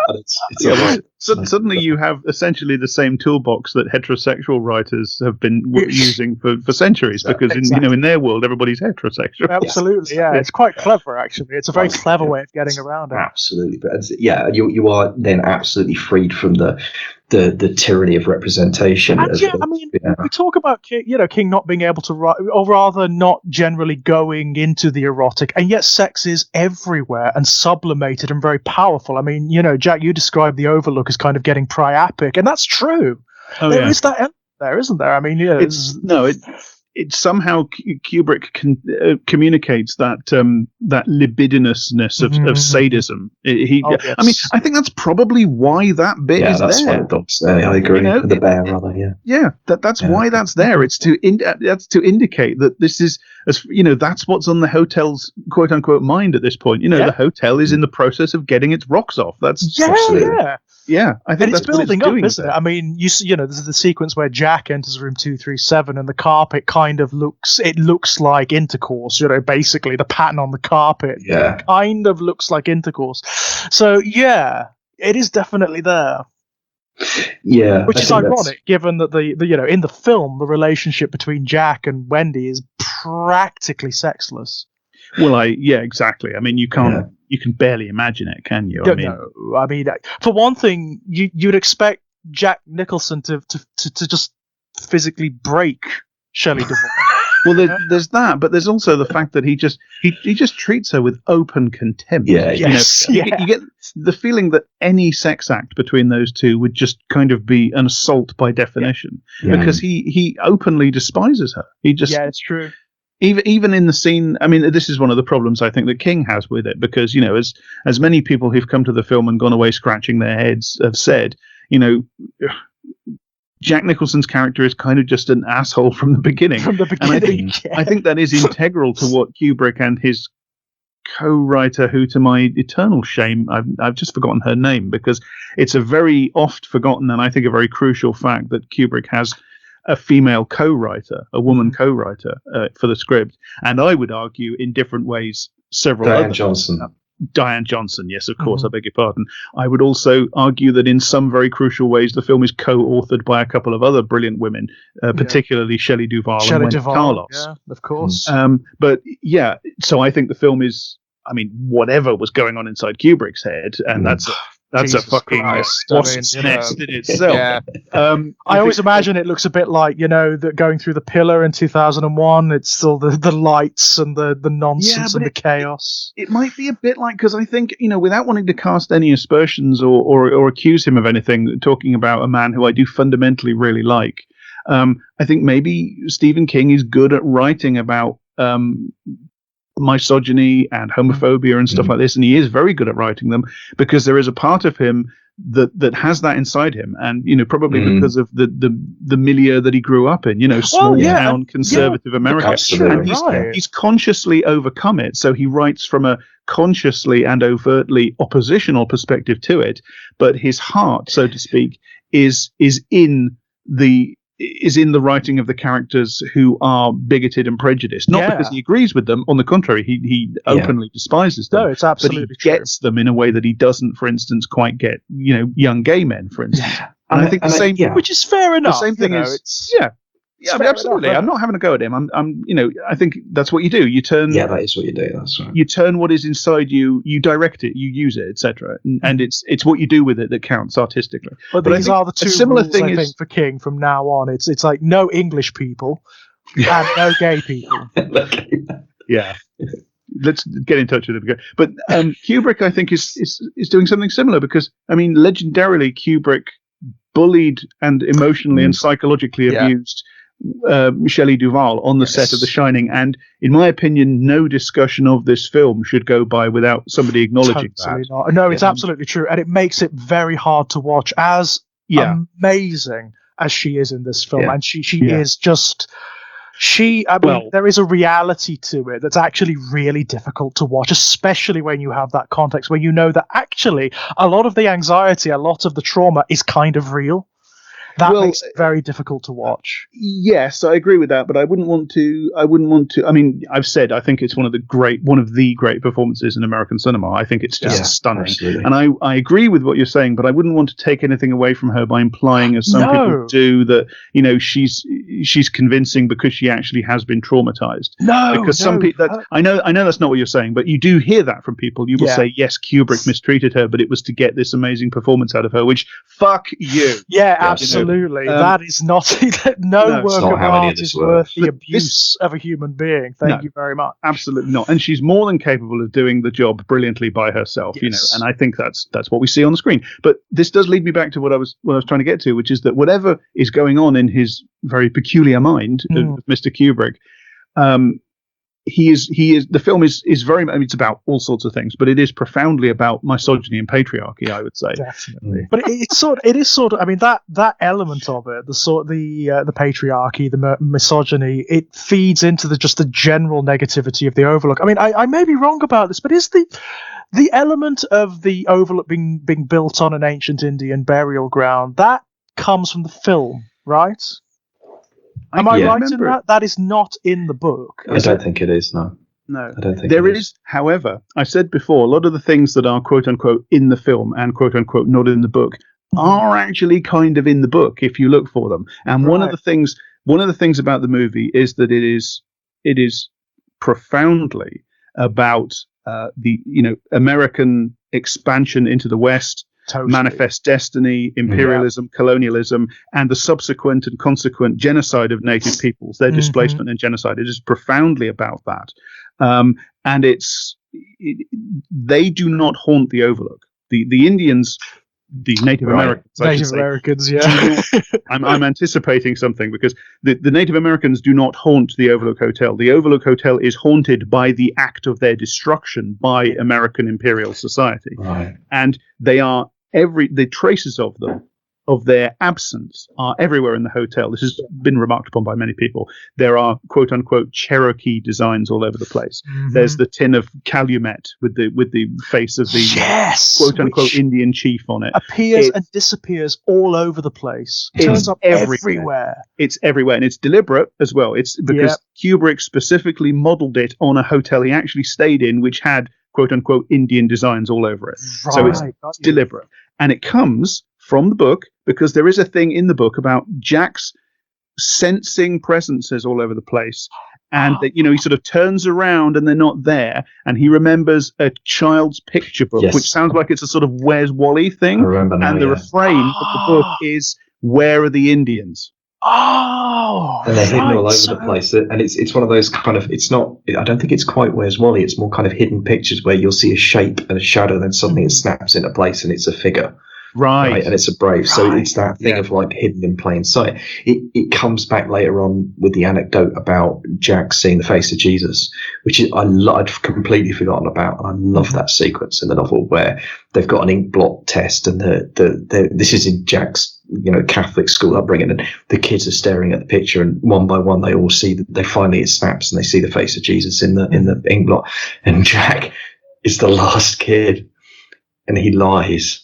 He pretends to see it because he's so desperate to get out of the classroom. He feels like such a twat. He pretends to see it. They all congratulate him. And then as he leaves, he turns around and he actually does see it. And it scares the piss out of him because he's like, God's fucking knows that I lied. And I love that. But yeah, you're right, Jack. That before that, he talks about that book. He talks about the Braves, in the terminology of the book, the Indian Braves. Yeah, absolutely. Yeah. Fantastic. Wow. Really yeah. cool. And of course, I mean, it's never discussed to any great degree, of course, in either book or film. In the film, it is just a throwaway line when I believe it's Ullman who's telling them the history of the Overlook, and that's it. Yeah, and it's weirdly anachronistic as well, because the hotel is supposed to only be like 100 years old. Right. Well, Indian attacks, as he puts it, wouldn't really have been happening by then. No, of course not. Basically, the genocide or near genocide was over by then. So it's another one of these weird things in the film that doesn't quite fit together. I mean, it's much remarked upon that the geography of the hotel doesn't really work, and nothing works. But it's kind of deliberate, isn't it? It is, I think. This is the nature of the Overlook. It has this time warping, spatial warping quality about it. I mean, it is a profoundly irrational space hidden inside an apparently ultra rational one. Yeah, I love the way it's defined by Danny's ride-arounds. The first one is a perfect square. It's a perfect square, and everything fits together. It all makes sense. The second one kind of makes sense, although there are some corners that he turns that are a little weird. The third one, he's teleporting all over the place. You just don't notice it. How the hell he kind of gets upstairs to what's obviously like staff, staff rooms and laundry storage cupboards and stuff, which is where he sees the two girls at the end of the corridor for the first time. How he gets there, we don't know. Yeah, and without actually going up any stairs, any lifts or anything. He just turns a corner and he has teleported from the ground floor to the second floor. It happens again and again and again. Jack and Wendy take at least two different routes, I think, to their apartment, so to speak. And, of course, this is much remarked upon. Ullman can't possibly have an exterior window there in that office. There just can't be one there. And yet there is, and if that happens once or twice, you can say, well, okay, that's a continuity error. But things like this happen. They happen all the way through. I mean, Jack's wallet, when he goes to the bar for the first time, he doesn't have any money. The second time, he's got a 20. It just appears, it just materializes. That kind of thing happens all the time. Little bits and pieces in the background that shouldn't be there, but which just sort of are. And you remarked in the run-up to this about how the fact that the television that Danny and Wendy watch doesn't have a power cable. Nothing electric has any cable. Yeah. It's as though it's being powered by the supernatural force of the hotel or something. Yeah. And the thing is, with another filmmaker, you might think these were actual errors. Yeah. But it's Kubrick. So they're not. They're just not. Because that's not how this man made films. So what we're discussing there, whatever the reasons for it, and that obviously is at least partly a matter of conjecture, we have to assume it's all deliberate. Yeah. We really do, because he was a very deliberate filmmaker. The trap that many people have fallen into with this film, and this film does have a strange ability to cause people to become obsessed and weird. As is documented in the so-so documentary film Room 237. I have my issues with I have my issues with that movie, but it does document the fact that some people just I am a person who has let this film get into their head, but some people let this film get into their heads to the point where they become outright irrational. You have the various conspiracy theories about Kubrick faking the moon landing. Oh, and this is somehow his metaphorical confession, right? Stuff like that. But this is something that Kubrick kind of asks for, because he does stuff like this, and there's always going to be people who look at stuff like that and they interpret it as a challenge, as a puzzle that needs to be solved. And people are ready to approach texts as puzzles in need of solutions already. So when you do stuff like this, there's a certain contingent who are going to go, right, they're going to treat it like a fucking crossword puzzle. Yeah. Whereas I think what Kubrick is intensely, this is why this is such a fascinating text, because we have two of the most significant American artists of the 20th century, for good or ill, whether you like them or you don't. That is a fact.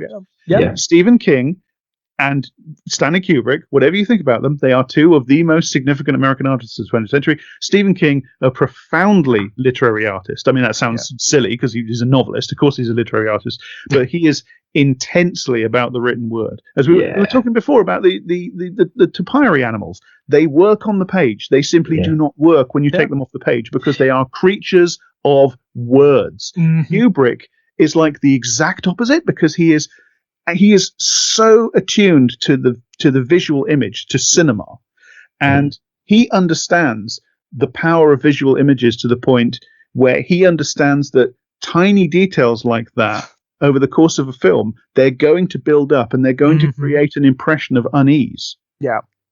And he's not setting us a puzzle. What he's trying to say, the way I interpret it, what he's trying to say is that this is as I said before, it's a profoundly irrational space, which is hidden inside what appears to be a completely rational, even banal space. And that, I think, ties into loads of stuff that Kubrick is trying to say about American civilization in the 19th and 20th centuries. Yeah, the mistake a lot of people make, certainly in the documentary, the Room 237 documentary, is in assuming that there's a very specific message rather than there is symbolism.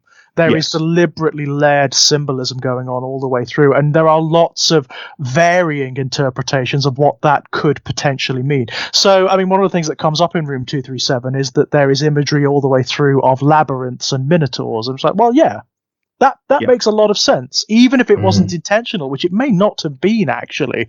It may just have been that along with the Native American imagery, there was like bull imagery that cropped up, and then you have the labyrinth and whatnot. But it works. It actually does make a great deal of sense, and it's fine, It's when you have those who start saying, well, Kubrick meant this. Well, then you have problems of authorial intention and the fact that you can't ever assume what that was, But this is the Kubrick doesn't mean things in that way, because Kubrick is he's a director. He's a profoundly cinematic artist. Yes. He works in pure cinema to a great extent. There are long stretches quality to the way he works, isn't there? He understands that visual images are not they're not like specific signifiers. They are not like words in that regard. They have any number of potential interpretations depending on their juxtaposition with other images. They and work in a interpret them fundamentally different way.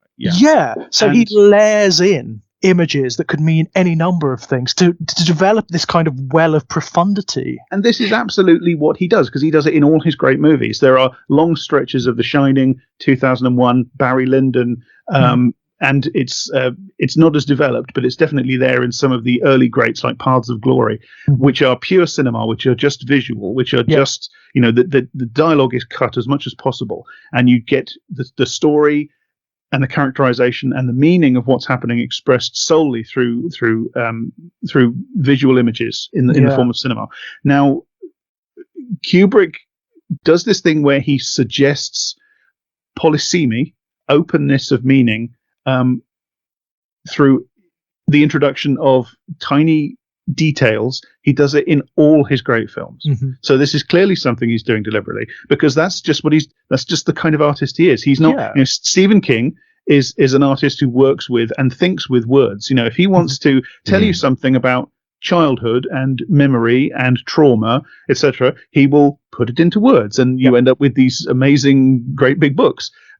Kubrick doesn't work the same way. He doesn't think, right, I mean this. So how do I communicate that directly from my brain to the brain of the viewer via visuals? Because that's just not how visuals work. And if that's what you want to do, you just don't do that with visuals. Right, you're in the wrong medium, aren't you? Yeah, you're in the wrong instead. medium. You are in the wrong medium if you're trying to do that. I think he also understood that, which is something a lot of people who work in visual media like television and cinema actually don't understand, which is you don't just take the novel and try to put it on the screen. It doesn't work. It's a written thing. It's designed to work on the page and in people's minds. If you try to put it directly on the screen as it's described, as it's written, you get the 1990s adaptation, which is wholly ridiculous. Well, I understand why that's hard for somebody like King to take, because this is it's a very personal novel to King, etc., and somebody takes it away from him and does something completely different with it that's not what he meant, and etc., etc. That must be fucking hard. I get that.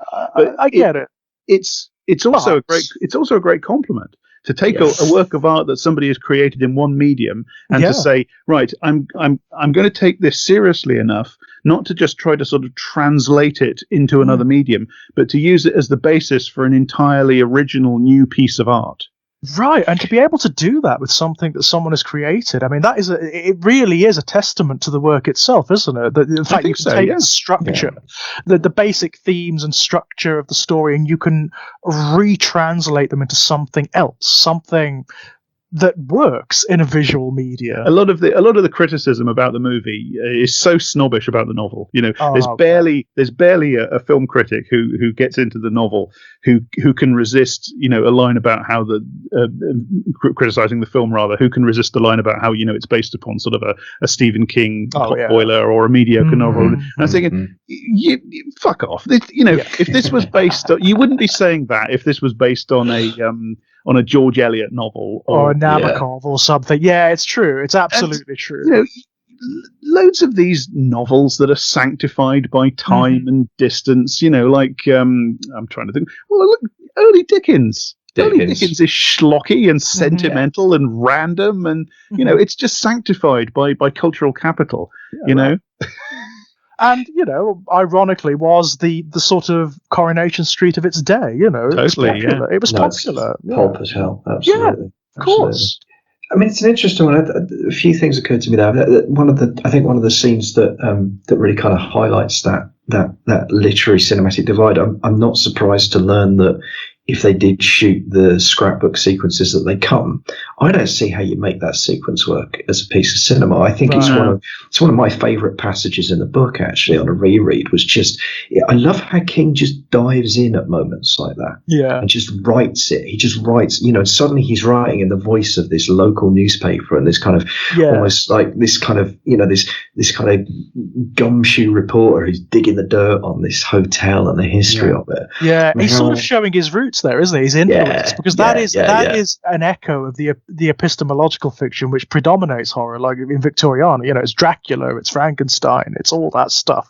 And also King. I mean, on a more prosaic level, King started out on local news. I mean, his earliest writing lessons from an editor were based on experiences writing for a local paper. So I mean, he really was going back to his roots of that. This is when he looked really wild. This is when that famous image of him where he looks almost subhuman. He looks like a wolf man. It looks great. Yeah, right. He's gotten better looking as he's gotten older. He's not a handsome man, but he's gotten better looking. I mean, it's fun for me because I mean, again, that's an intensely literary sequence, and I mean, a small L, I guess, but you know what I mean. Like, and it works really well on the page. But how would you do it? I mean, how would you even know? And more importantly, why? Why? Yeah. What would be the point of it? It would just be empty, wouldn't it? It would just be empty. Well, this is one of the. I mean, there is a great extent to which King and Kubrick are trying to get at the same stuff, because they have very different approaches aesthetically and artistically, and I think their views diverge on specifics. But the idea of the Overlook Hotel being in some sense a representation or an instantiation or even a coming alive of this sort of concatenation of everything that's wrong with American history, that's from the book. That doesn't, Kubrick didn't invent that. He gets, like, where are the Indians and come and play with us and all these things that are supposedly original to the film. He gets it from the book. Yeah. I mean, and that's actually, that was the other reason I wanted to highlight that passage, was for exactly that reason. I don't think, frankly, King's thinking or ideas around, whether conscious or unconscious, around imperialism are as developed as Kubrick. But I was struck very, very strongly this time by the intensely capitalistic nature of the Overlook. Yes. I was very, very struck by how much it was just about money and wealth and power and influence, and the way that corrupts the people who are doing it. And I mean, it's almost cartoony with the gangster stuff and what have you. I get that. Like this sounds more insulting than I mean it, but it is unsophisticated, but it's still there. Yeah. And it's still, and again, I don't know to what degree that was conscious for King and to what degree it's still conscious. I mean, I have a whole riff about this when it comes to It as well, where I think it's partly about small town capitalism. Actually, I think that's that's part of what the monster is actually. But but I think one day we'll talk about this, because it's absolutely the monster is the base and Derry is the superstructure. I mean, 100%, and that the quiet prosperity, that's the key line for me. The way Derry is described as having a quiet prosperity, and all we've got to do is let something eat our children. This is it. I mean, we discussed this in our longer discussion about it, I believe, where there is almost like an unspoken pact between Derry and Pennywise. Yeah, totally. It's King's version of the ones who walk away from Omelas. Absolutely. That's right. And I think a few kids every so many generations going missing, small price to pay, for continued mild prosperity and survival. And I did find myself realizing or thinking how it's striking to me how, and this may just be because of my obsessions, but reading the novel of The Shining this time, how much some of it did kind of feel like an underdeveloped dry run for it. Because of these themes, because thematically, well, it was, and also the notion of cycles of evil. The fact the Overlook because the Overlook itself almost goes into hibernation. Periodically, it has these periods where it's fallow, it's empty, and I think the same things are present in an even, more not rudimentary, prototypical form in Salem's Lot as well, aren't they? Yes, of course. That's a good point. That's a good point. It's almost like, because it almost combines the two, doesn't it? In kind of interesting ways, elements of both are in there. But, the way Kubrick interprets that is by making the Overlook like a sink of time, where time doesn't even mean anything. Time breaks down along with everything else, dimension, reality, everything. But the other thing I found fascinating about the Overlook was in that scrapbook sequences was one of the kind of signifiers there was something wrong, and this is very telling, was the fact that it cost everybody that invested in it money. No one made money on it. Right. It was a weird, there's a vanity project element to it. There's a kind of I don't know, it's like a cursed treasure. It's feeding into just that aura of negativity around it, isn't there? There is something almost Lovecraftian about it, It could be like Shandor's Tower from Ghostbusters, It's designed almost. There's something about the geometry of it that just incorporates negativity. It draws it and resonates it. So it becomes like this hideous cathedral of evil. Yeah. And I find all of that stuff absolutely, and it was, as I say, I was very struck this time reading it, thinking a lot of this does feel like a dry run for themes that will get developed, will come to full fruition in it. Well, I suppose where they come to ultimate apotheosis is in The Dark Tower, of course, where a lot of King's work does. I mean, that's kind of his, for better or worse, it's kind of his magnum opus, isn't it? Where the themes of everything he's ever written, it just come together, And it is both better and worse, depending on which bit you're talking. Depending on which bit, absolutely. Sometimes it's both at once, to be fair. It's an odd one, isn't it? It's a strange one, really. But of course, I mean, the notion of Shining, I mean, that actually comes up again and again and again in The Dark Tower. I mean, Danny Torrance that entered the King multiverse. That entered the King conscious. I mean, that's Shining. I think it did. I think it became part of.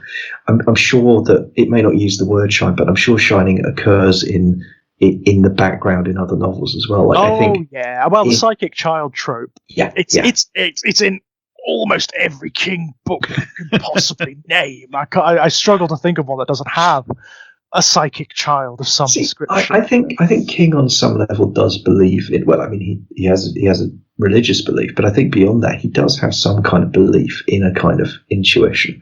Mm-hmm.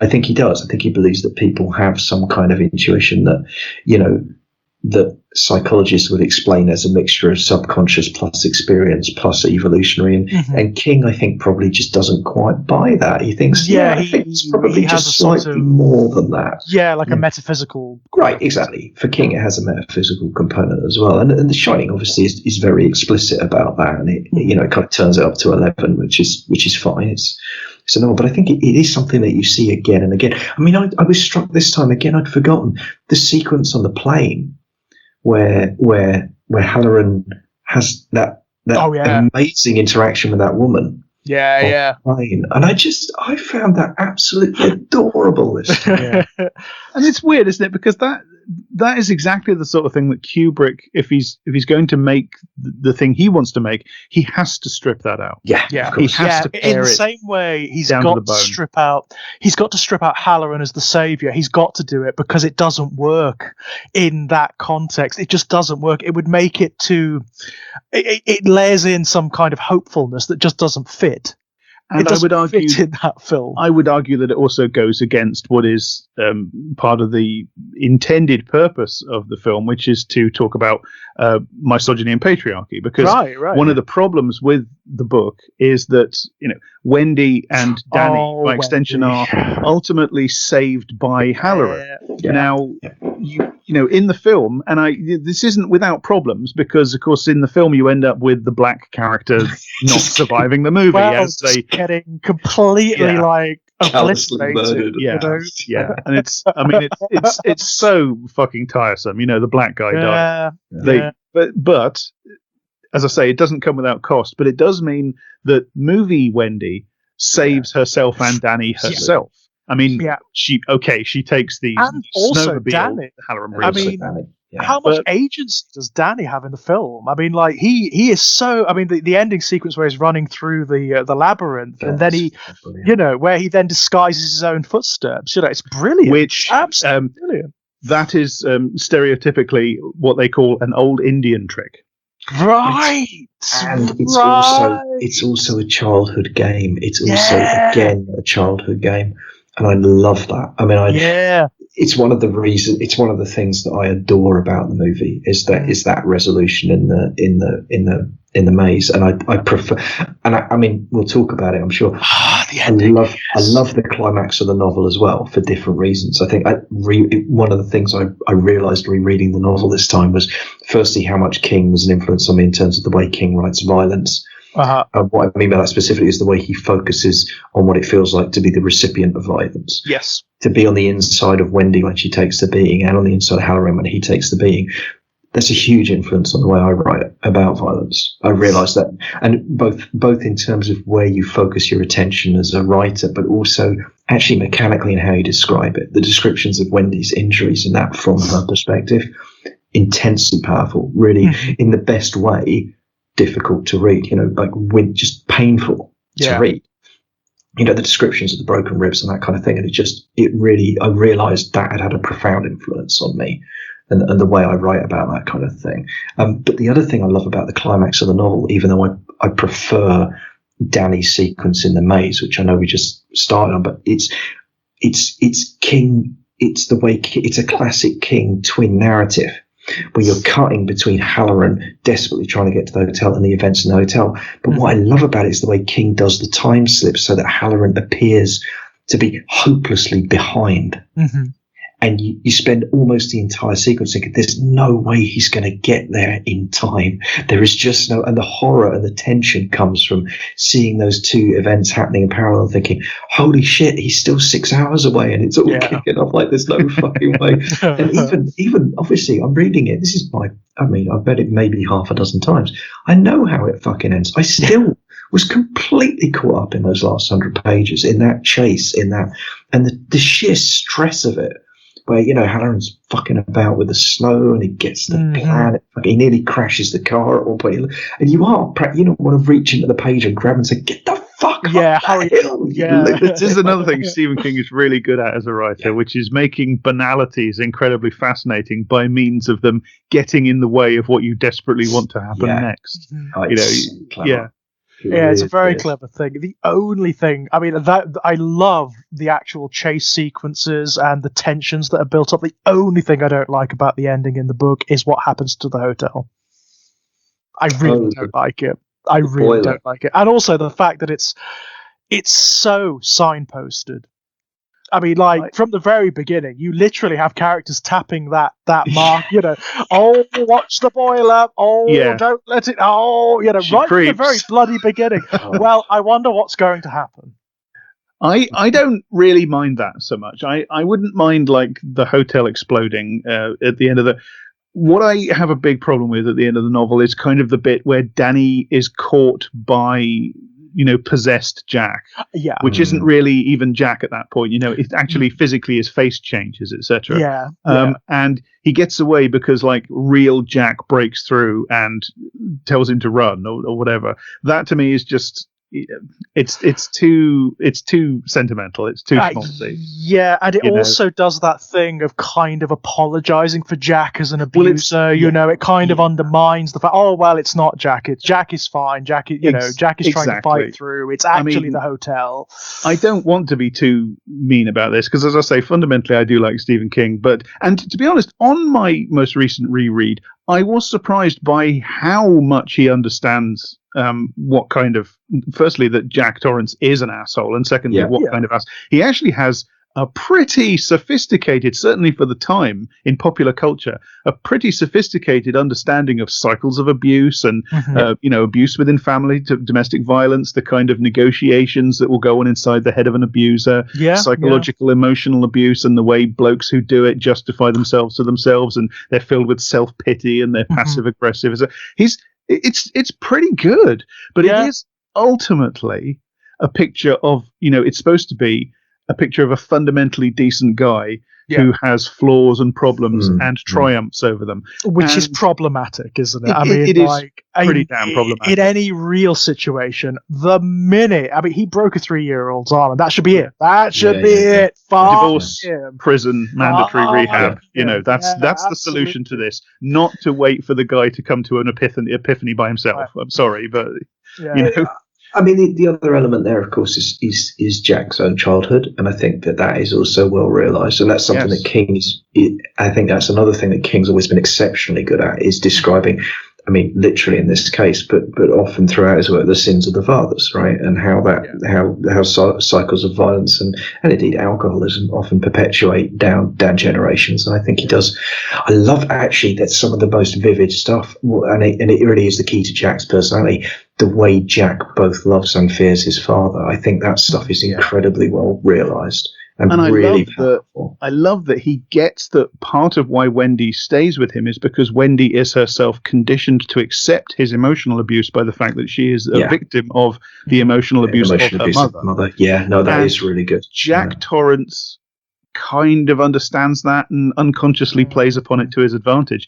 It's for the kind, for a popular novel in 1970, whatever it was, it's pretty sophisticated. It's quite progressive as well, isn't it, in its outlook? It's impressive. But I'm ultimately going to be much more in tune with the picture in the film, because the film strikes a much more uncompromising tone on this, because the film is making this, I won't say statement, but it is investigating this theme about, abusive male power and misogyny and patriarchy. The other thing I think, where I do think for me the novel fell down on this reread, is that it starts charting Jack's psychological descent and deterioration, and it works for a while.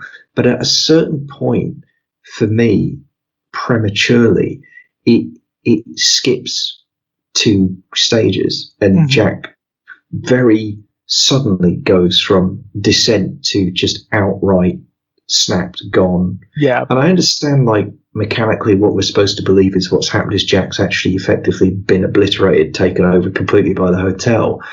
But it bothers me because up to a certain point, there's this, as we've been describing, there's this intense psychological realism with Jack. And men like Jack in real life do sometimes descend to the point where they end up killing their spouses and or children. Like, it does happen. Yeah. And I found myself slightly disappointed that King wasn't just prepared to ride that train all the way down. And I think I understand that it's a horror novel, and The Shining is and The Overlook is what it is, and it kind of almost had to go that way mechanically. But I did find myself just a bit disappointed. I was talking about this with mutual friend James Murphy. I had lunch with him, a dinner with him this evening. We were talking about the novel. And I said it's like Jack's psychology and his descent goes from first gear to second gear to third gear, and then suddenly you're in sixth. Yeah. And I found myself disappointed that King wasn't prepared to go there, because King is not normally a writer scared of going. Like, that's not normally one of his flaws. Right. But King really is. As he himself has said, he really is writing about his own fears about himself in this novel, isn't he? He's writing about the fact that he was a man with a young family and an alcohol habit, and it's worth stressing. He's not talking about physical abuse in his own case, but he's very much writing about his fear of the possibility of such a thing. Yes, and I think maybe on some level, just the idea of writing that final stage in the transition that you've just described, it was just he couldn't quite go there. And I think this ultimately does feed into the fundamental problem with the depiction of Jack in the novel that you call it an alibi, George. I agree, because ultimately in the novel, what's happening is that the hotel is Jack's alibi because it seduces him, and the sense is that if the hotel hadn't been there, and admittedly it works on him through his pre-existing weaknesses, but even so, it works on him. And of course, it's a metaphor for drugs and alcohol in itself. It is the booze and the coke getting into him and changing his personality.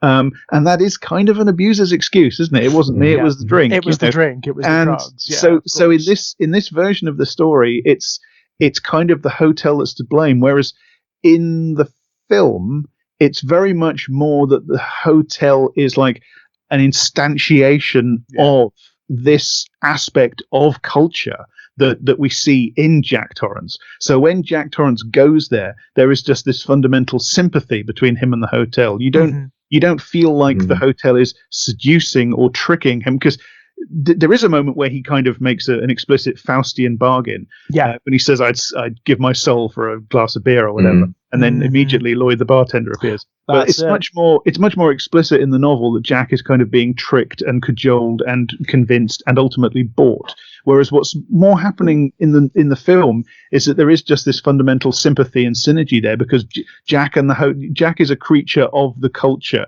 that the hotel is just this monolithic representation of. Jack is just in the film. Jack is looking for an excuse. Ultimately, beneath all the bullshit, he's looking for an excuse, and the hotel gives it to him. To be crude, in the novel, the hotel is a metaphor for the booze and the drugs.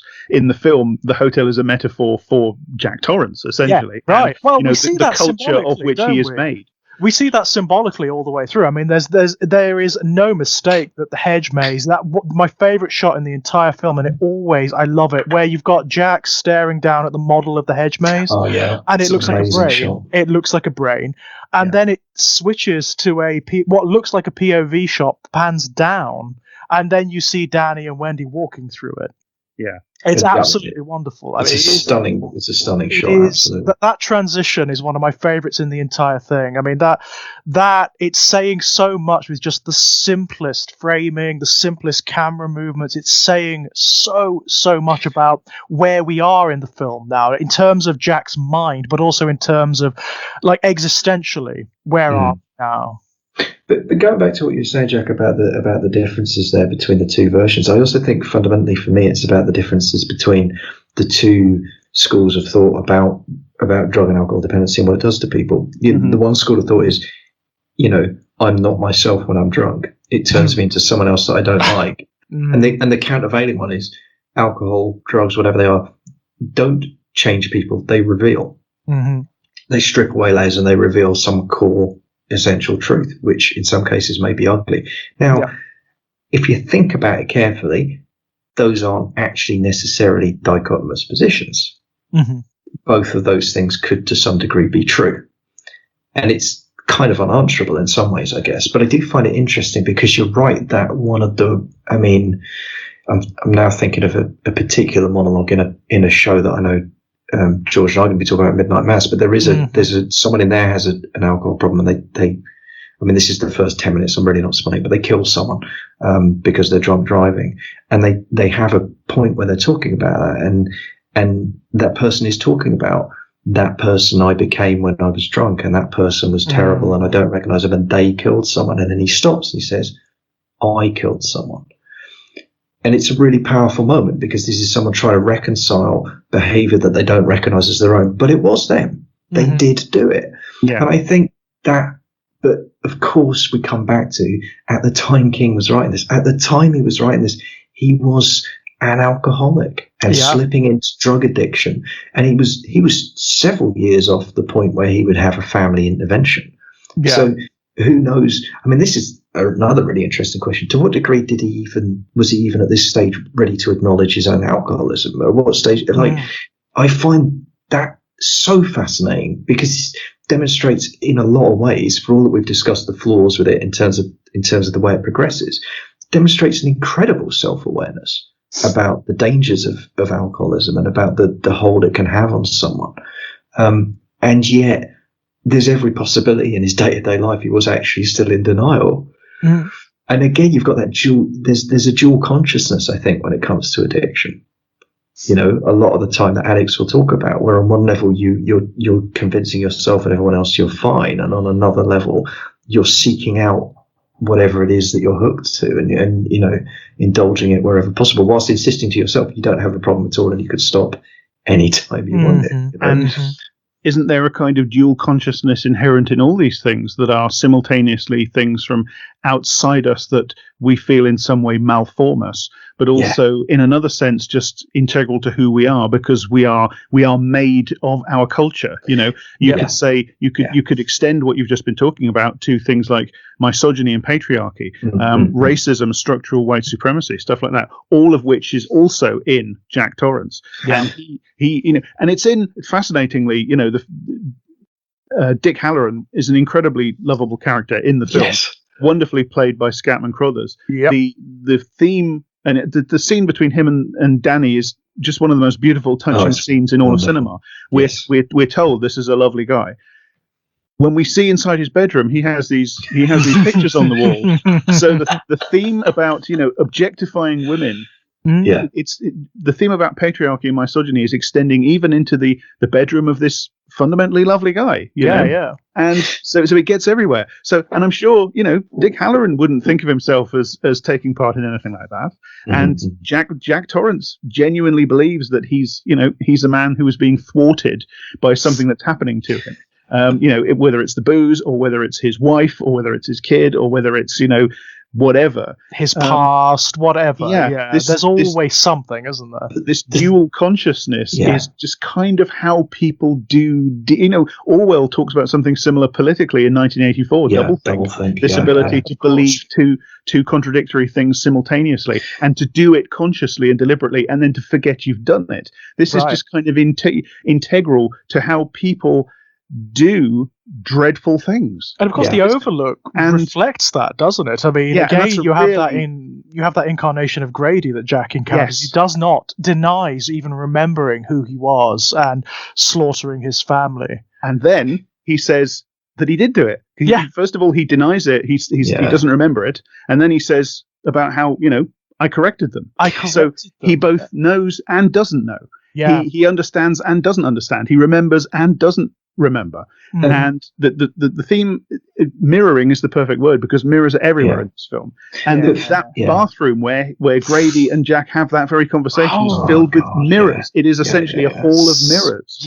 So we are dealing, the twins are a double self. We are dealing all the way through with the motif of people split in two. Tony and Danny, of course. But the sequence, but the sequence where that all comes together for me, and it's one that really struck me this time in the reread, is that first scene with Lloyd and Jack. And what's interesting to me about it, firstly, by the way, absolutely. There's a lot. Obviously, there's a lot going on in that scene. One of the things I found fascinating was it's one of the few moments where, for a vast for a sizable chunk of the script, it does actually lift directly from the book. Yeah. Which is really, I think, is incredibly interesting and kind of telling in some ways. It's also, for me, it's the most unnerving part of the book, frankly. That entire sequence where people start popping into existence around Jack in the ballroom and the bar, etc., and particularly that conversation and some of the lines. And again, it comes from King. Some of the lines are almost, they're almost unbelievably sinister and ominous, aren't they? Yeah, and they're the ones that find their way from book to film directly. Yeah. But what's fascinating about that scene is the difference. So the script is the same, but the difference is in the book. It is explicit in the book that Jack is talking to himself. He knows he's made Lloyd up. The way Lloyd's speech doesn't appear in speech marks; it appears in brackets. Yeah. It's an extension of Jack. He knows it's an extension of himself. He describes himself imagining the drink in the glass. He knows it's not there. He knows he's making up this entire extended sequence. It's a phantom. It's so impressive how in the movie Lloyd is there. Yeah.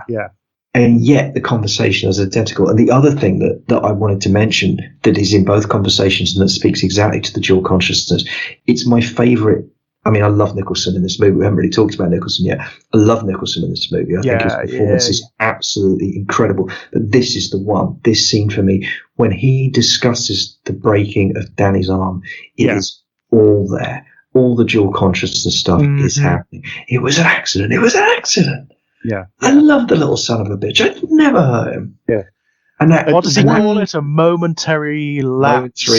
That's it. Muscular, which is the title of Christine Kelly's essay, which I encourage people to read. Fantastic. But it's a brilliant depiction of the thought process thought processes of this kind of guy, because he's turning it into him being the victim. Yes. Well, if only he hadn't done that, if only I had, if only there'd been one less picojoule of energy in my arm, pounds of squareage per second. Yeah. Why did this happen to me? Yes. Yeah. Which, of course, is exactly the narcissistic, self-serving, privileged entitlement that leads somebody to behave like that in the first place. Right.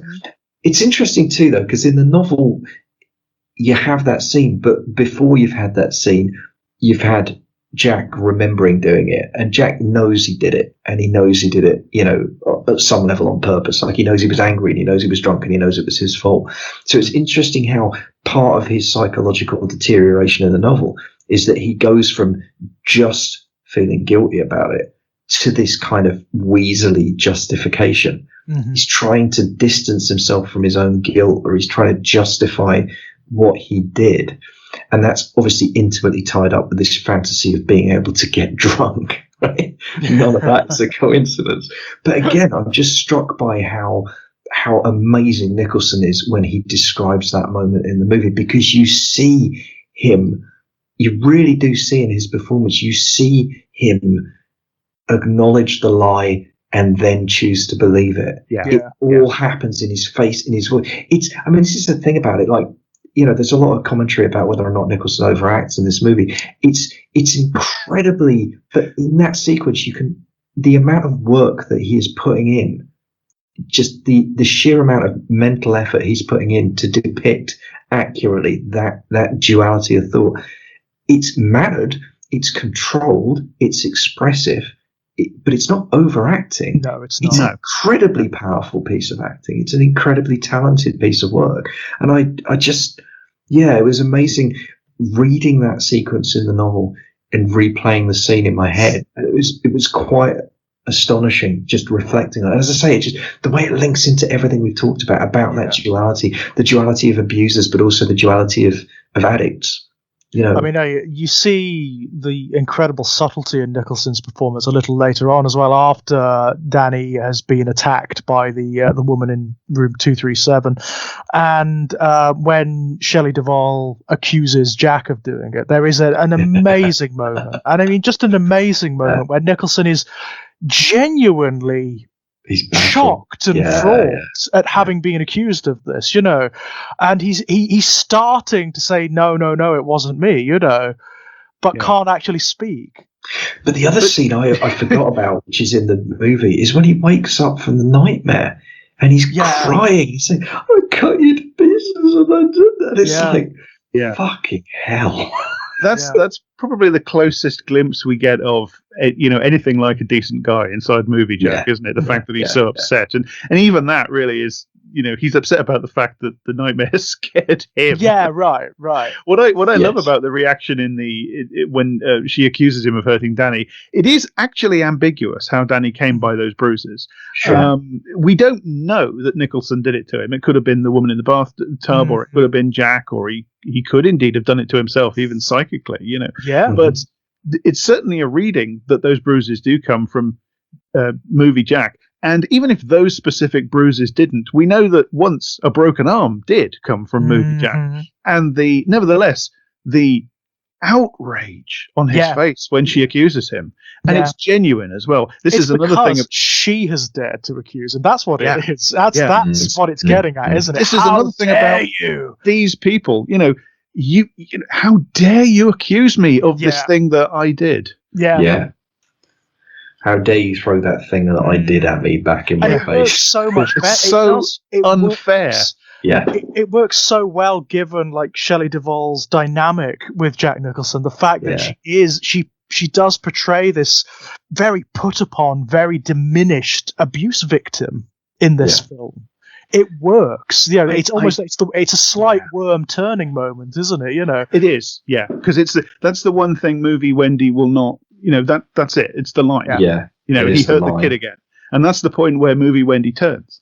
And this is as good a time as any to talk about this, because movie Wendy is she's one of my favorite characters in all fiction. I just love her, and what I love about her is that she is a person who finds bravery and heroism inside herself, despite the fact that she is fundamentally not that kind of person. Just on a normal day-to-day level, she is the kind of person that goes around and lets herself be a doormat. She is a victim. She's not fundamentally on a day-to-day. I don't believe in like fixed personalities. People change all the time. But on a day-to-day level, Wendy, as we know her, is not that kind of person. But she finds it within herself all the same, and it makes her 10 times the heroine for me that she saves herself and Danny, despite the fact that she starts the film as the person who is so beaten down by this relationship. And there are so many markers of that in the film.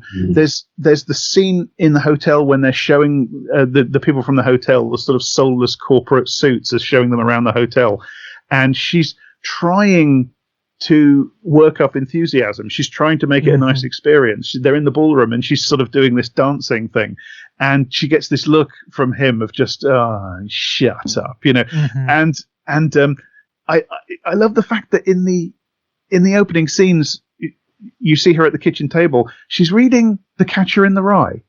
Well, this is a grown woman reading a book that most American kids would read at high school. I read that as her trying to catch up. I read that as her being in a household with a guy who is obsessed with his image of himself as like this man of letters, and he holds it over her and he makes her feel inferior. And of course, that's why he married her. That's why that guy married this woman, so that he could feel superior to her. And she's trying to. This is not a woman who's read many novels, I don't think, but she's trying to catch up. And of course, as you notice again with the patriarchy scene, the patriarchy theme. There are girly posters all over the wall in the boiler room, and you know that because you cut to the boiler room and there's her doing the work that he's supposed to be doing, right? Yeah. And the wonderful scene that's completely extraneous to the plot, but the wonderful scene where she gets on the radio and talks to the guy at the sheriff's office or whatever it is down the mountain. Because she's just so fucking lonely. Right. She can't talk to her husband, obviously, She just wants to talk to somebody. Some human connection, for God's sake, someone who is not going to belittle her. Yeah. I mean, I think what you had to say there, Jack's really interesting, because one of the things I ruminate on a lot is, I mean, I'm a massive fan of revenge movies. Like, I mean, for fairly trivially obvious psychological reasons, I think many people who were bullied as children have, enjoy revenge movies. That's nothing complicated. You were talking about before, where you don't necessarily want to do the things that you fantasize about. Right, exactly. That's not really what fantasy is for. No, but it can be a really fun kind of pressure valve when you've had a bad day, and you can enjoy it in a completely safe and non-real way. But I think that one of the things that does bother me, I mean, there's a lot that bothers me about revenge fantasy movies and fiction, is that there's an inherent implicit kind of far right / almost fascistic kind of mentality to them, which is that there's something inherently good about having the capacity for violence. Yeah, right. Because one of the things that I'm very aware of is that one of the problems with revenge narratives is it kind of implies that we all have the capacity for violence, and actually I don't think that's true. I think there are plenty of people in the world who actually do not have any kind of natural capacity, whatever the fuck those words mean, for violence, right? And that is not a value judgment in it, or should not be a value judgment in any way against those people. That is just a fact of life for some people. It's just psychological makeup, psychological reality. Some people have capacity for violence and some people don't, and it's no more right or wrong than being double jointed or what the fuck ever, right? Mm-hmm. It's just a facet of who people are. But I think that, I mean, we don't need to go back to talking about Joker movie, but that's one of the things that's interesting about Joker movie, the way it explores that. But I think in The Shining, to speak to your point about movie Wendy, Jack, is that the catharsis when she hits him with the bat is. But the reason that is so huge, the reason that is so tidal, is because you know that this is someone for whom capacity for violence is almost entirely absent. Yeah. It's precisely the fact that it is an act that she undertakes under the most extreme of duress, and then finds it in herself, finds that capacity at that moment when it is life or death, when it is fight or flight. He's counting on her not being able to do that as well. And he's of course never dream in a million years she's going to do that. Oh, he thinks she's actually going to give him the bat. Yeah, I mean that's what is so. Yeah, he's convinced of it, and that's why it's so wonderful. He's inside the store cupboard, and he's convinced that all he has to do is talk to her in the right way, and she'll open the door. Yeah, and I love that even the fucking hotel, in the person of the voice of Grady, says, "Yes, I think we might have underestimated your wife." Yeah, you fucking did, didn't you? Right. Bastard. Although the circumstances are different, that is another sequence that is very closely lifted from the novel, which I found interesting. That dialogue between Brady and Jack is very close to the novel. Yeah. It is very different, isn't it? In terms of like the dialogue is pretty much the same, the interaction is pretty much the same, but the emphasis is completely different. In the novel, it's all about the hotel wanting Danny, isn't it? It's like Danny is somehow some kind of super fuel for the hotel. If it can eat Danny, then it will be able to sustain itself and its malevolence for eons to come because of how strong he is in The Shining, right? And that's really interesting because actually King comes back to that directly in Doctor Sleep. I mean, he hits that full square on in Doctor Sleep, where actually the vampires, effectively the psychic vampires, are exactly that. Which it's fascinating to me that that idea clearly sat in his head for 30 years, and he was like, what if instead of a hotel, it was a bunch of Trump supporters in RVs? See, this is why I love the guy. Whatever you can say about him, when he comes to write that novel, he makes it for the MAGA crowd. Yeah, guzzling fuel. And torturing children in order to guzzle fuel because their little empire is running down, their little empire of caravans with MAGA stickers all over it. You gotta fucking love that. That's so right. Yeah. It's so right. I mean, it's King for me. It's like it's the one silver lining of when the Republicans take over in America and everything is going completely to shit is Stephen King and Bruce Springsteen are both going to get really angry and do great work. Like it does sustain me in dark times.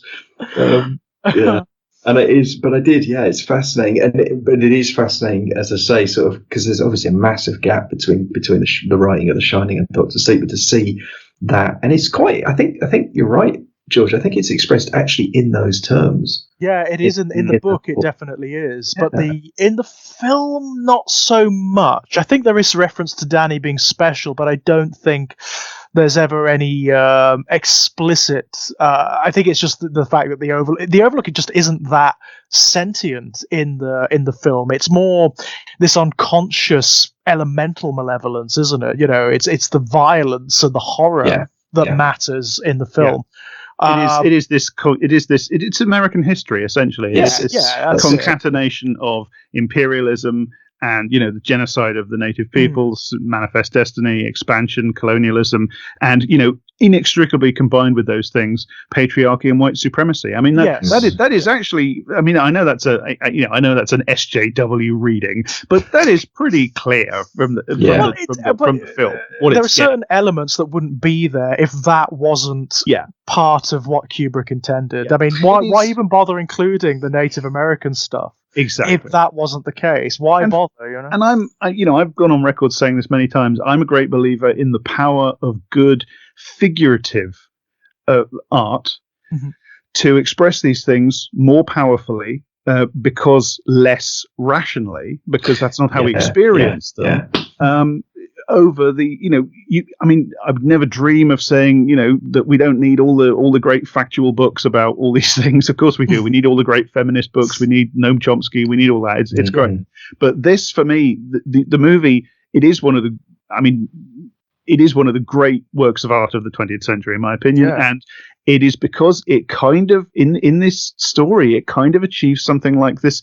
It's almost like a unified thesis. It manages to express something incredibly profound about, it's like what Walter Benjamin said about history just being this sort of continuum of piling wreckage, and it's inextricable from horror. It's civilization is civilized, and it does contain progress and expansion and forward movement, but everywhere it goes, it just leaves a lake of blood. And that image of the elevators, these technological things that take you up and down, and they just inside there's just this lagoon of blood of the slaughtered. It's so profound to me. But the other thing that makes me think about, Jerry, when we talked about this a lot in the context of our Sherlock Holmes podcast, is it's about we're back to the anxiety of empire, right? Profoundly, yeah. And the thing about the anxiety of empire is if you are a good enough artist and you're writing inside an empire during Imperial phase, the anxiety of empire will just be there. Yeah. Because it's part of your psychological makeup, even if you don't realize it consciously. And I think Kubrick was at least semi-conscious of it for reasons we've described. He's a very deliberate filmmaker, and there's certain imagery that is very suggestive of this stuff. At the same time, I'm sure not all of it was completely conscious. And I think that's fine too. It's all there in the art. But the point is, I think, and this is something that King also talks about in writing. King's whole thing is like, you can write about whatever you want, but you have to commit yourself to honesty. Yeah. You have to commit yourself to honest portrayals of people. And it's my favorite line in the whole book is where King says, like, if you're determined to be a writer, your days in polite society are numbered. And I absolutely adore that, because I think that's right. That feeds into what we were talking about earlier about King and sexuality and how he's prepared to go there, even when clearly if he'd been thinking about it a bit more, about do I really want the world to know that I'm this repressed? But he goes through it. But I think the anxiety of empire stuff is there, and it's more sublimated, I think, in the King, because I don't think King was maybe thinking in those terms so much. But it's what we were talking about earlier with the scrapbook and the capitalism. Like, it is there. It absolutely is there. King is. I mean, there's lots of politics in King novels. Like, I mean, it's kind of crowbarred in, but there's loads of stuff in the Tommyknockers about nukes, nuclear weapons. Yeah, of course. The guy in the Tommyknockers is fucking obsessed with nuclear weapons and how dangerous nuclear power is. Well, and the book as a whole, I have very dim memories of the book, which I read about 2 decades ago. So does King, to be fair. Yeah, by his own admission. Yeah. Well, as I say, every time King wants to escape responsibility for something, he says, "Oh, I don't remember writing that." Yeah, I was coked out of my gourd, so I don't remember.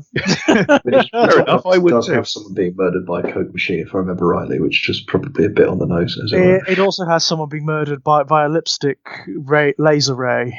Well, but there is some good stuff in that book that I remember. Like, I'll always the stuff about the sort of the emotionally abusive, bullying older sister who grinds her teeth.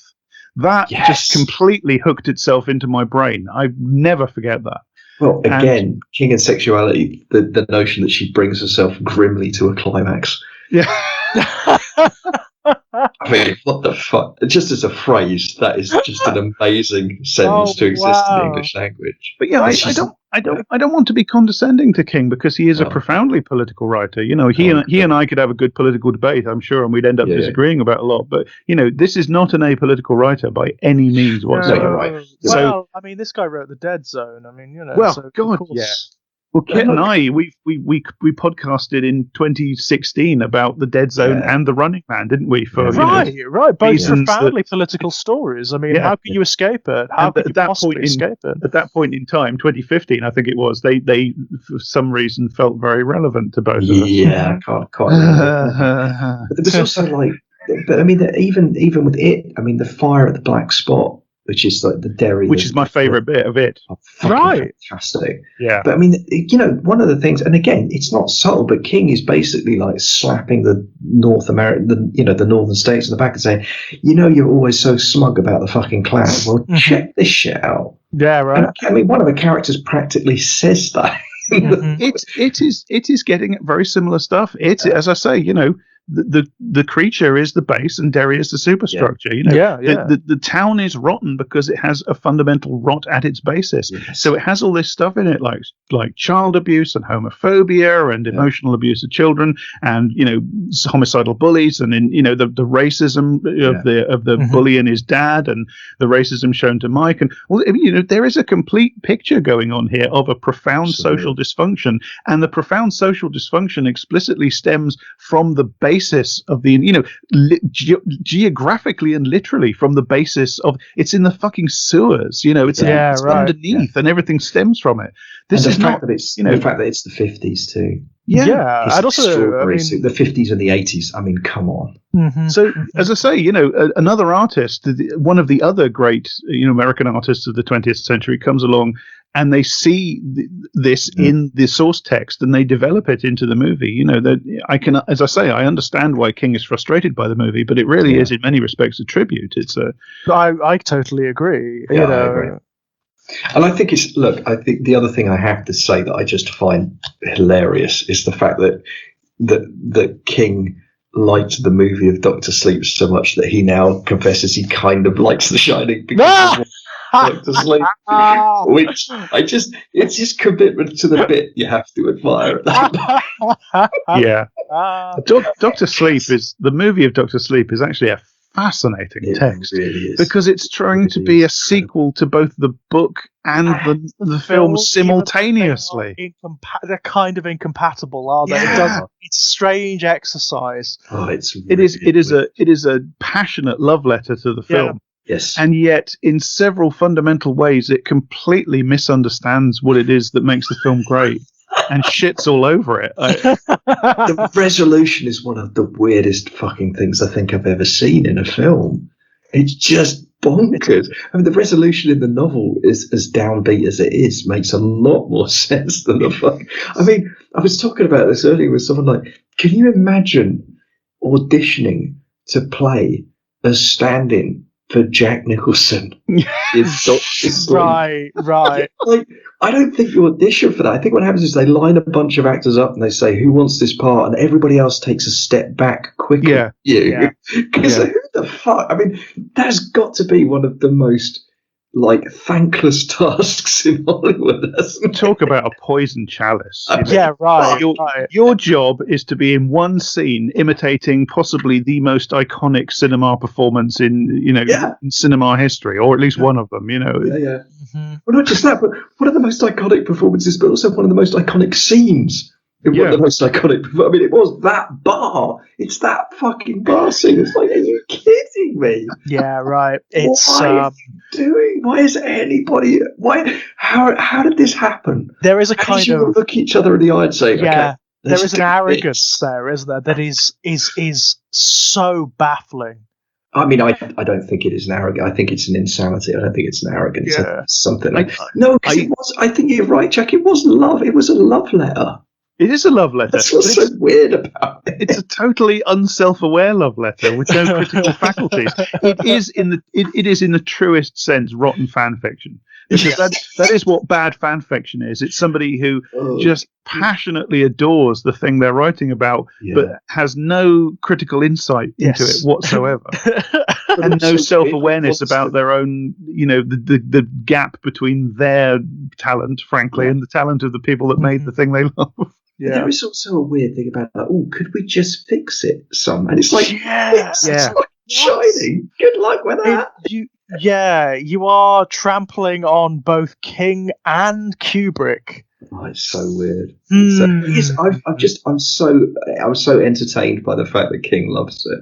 I really am. I find that. But King does have this incredible enthusiasm for anything, for pretty much everything, doesn't he? I've noticed if something tickles him, if something gives him a good giggle, he doesn't really care that much. He's generous in his praise. I mean, I think that's a laudable thing, because I think he understands that a quote from Stephen King will shift X thousand copies of a book, and the fact that he dishes out quotes liberally to young and upcoming writers, I think is due. It's really nice. It's enormous credit. I don't, but I mean, the thing that always cracks me up about King is that he always is what we talked about earlier, the fact that they're different mediums fundamentally. I do think it's funny to me that King doesn't seem to understand that, because if you think about the two occasions in television cinema history where King's gone, rolled up his sleeves and said, right, I'm going to fucking show you how to do it.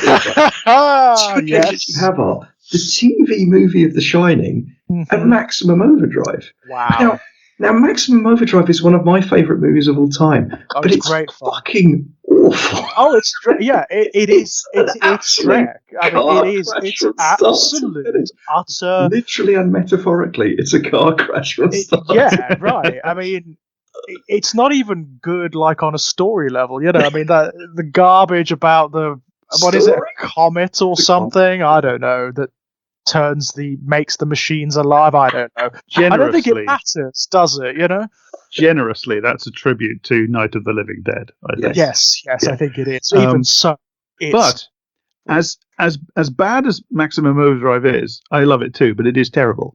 Yeah. And the story that it's based on, which I think is just called Trucks, isn't it? It is called Trucks. I think, it is just called 16 Trucks. pages. It's a tiny little short story. You were talking about artists who are honest, and that means honest with themselves. They honest with what they channel, to use sort of the King-ian metaphor of psychic powers as like the imagination, etc. They're picking up what's in the air, the signals that are around them, and turning them into visions, like the Shining works. An artist who's doing that and living in an empire, they're going to pick stuff up and it's going to get in there. What is that story about if it's not about decaying late capitalist industrial civilization turning against the people that built it? Yeah, of course. At its most base level, it's kind of materialism turning on us, isn't it? That's fairly clear. Yeah, it's the things we made that we now we now no longer control them, and they're turning on us. Did he not also? I mean, I may be totally wrong about killing us because we're not giving them enough gas. Yeah, right. Did he not also direct Sleepwalkers? Or is that someone else? I actually don't know. I don't know. I know he's in it, because there is that sequence where it's basically every horror writer, director from that period all just crammed together. Clive Barker's there, Wes Craven's there, everyone is there. But that's also a really, really awful, terrible film. But to pick up on your point about Maximum Overdrive, Jack, I mean, the other thing that makes me just howl with laughter is the fact, so bear in mind everything you just said about, late stage imperialism and the anxieties. It's fucking AC/DC soundtrack. Yeah. It's impossibly perfect. And again, I love AC/DC. I adore them. But my God, could you pick a bigger symbol of the kind of bloated rock kind of, and also the formulaic, the endless repetition, the fact that it's a definition of diminishing returns with AC/DC. Every album is just a slightly less good carbon copy of the previous. And again, I say that as a fan, genuinely, but my God, and they actually wrote the theme tune. Who Made Who is the title track, and it's almost like it's arguably their last great song, which is hilarious. Or maybe the last great song is the one they wrote for Last Action Hero. But either way, it works pretty well, I think. But that's the thing where, again, it's not even a metaphor. I like to see him act. I think I like to see him act more than I like to see him direct. Oh God, because he's hilarious. It's my favourite thing about it. Chapter 2. Oh, his little cameo. His cameo as the shopkeeper. Oh yeah, by a mile. Yeah.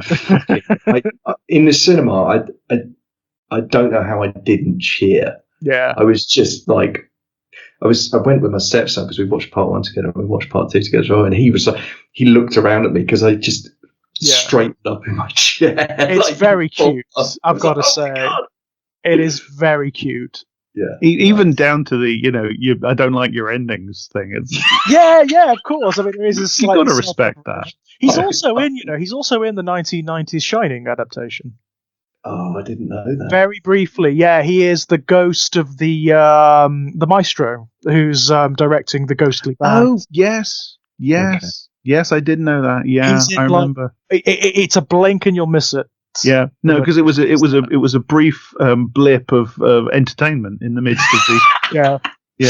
We clung to. I would imagine. I mean, you even have. I mean, I've actually. It's been years since I've seen. No, it's been a while since I've seen it. But I'm remembering the skull makeup on some of the ghosts, where they actually have like Halloween makeup on, and it's really bad.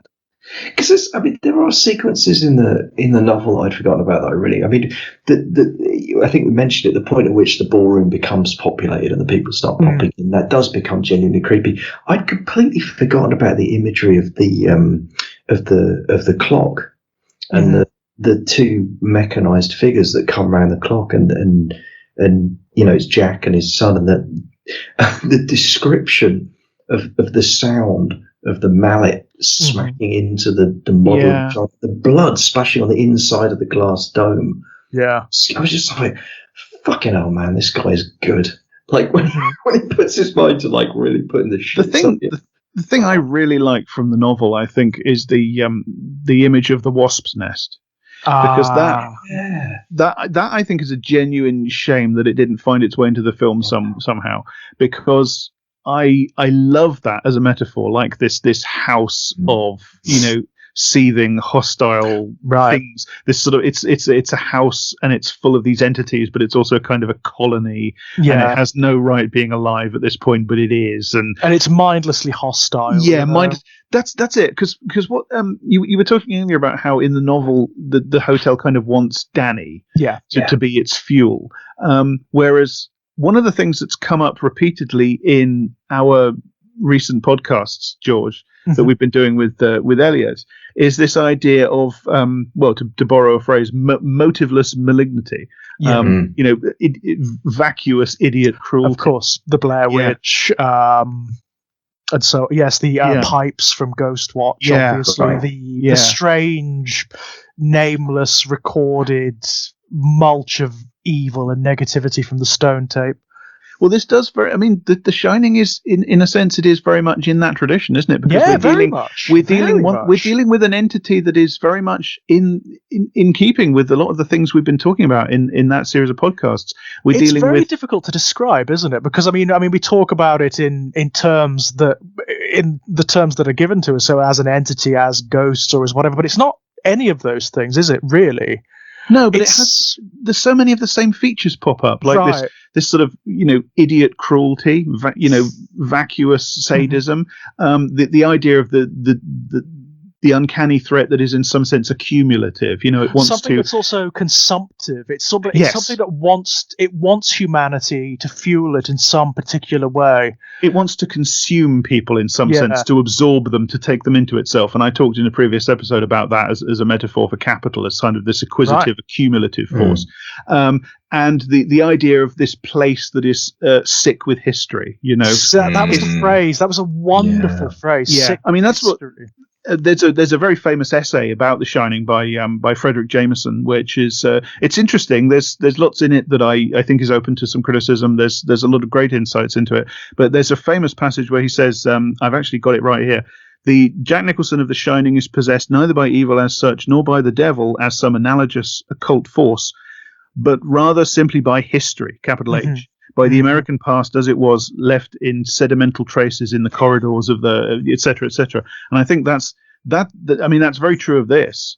I think he's a bit too abstract in his essay about what he's talking about when he says history. But I think that's what's going on, and that's something we've seen in loads of these texts that we've been talking about. Of course. And the other thing is the personalities wrapped inside personalities, where it presents one face to you, and then it presents another, and then there's another one inside that, like Russian dolls. That's another one. Right. I mean, of course. I mean, it very literally presented in the stone tape, of course. Yeah. Where you literally have layers of the recording. It really is interesting how these same ideas about what we're talking about when we're talking about ghosts or the uncanny, they keep recurring, don't they?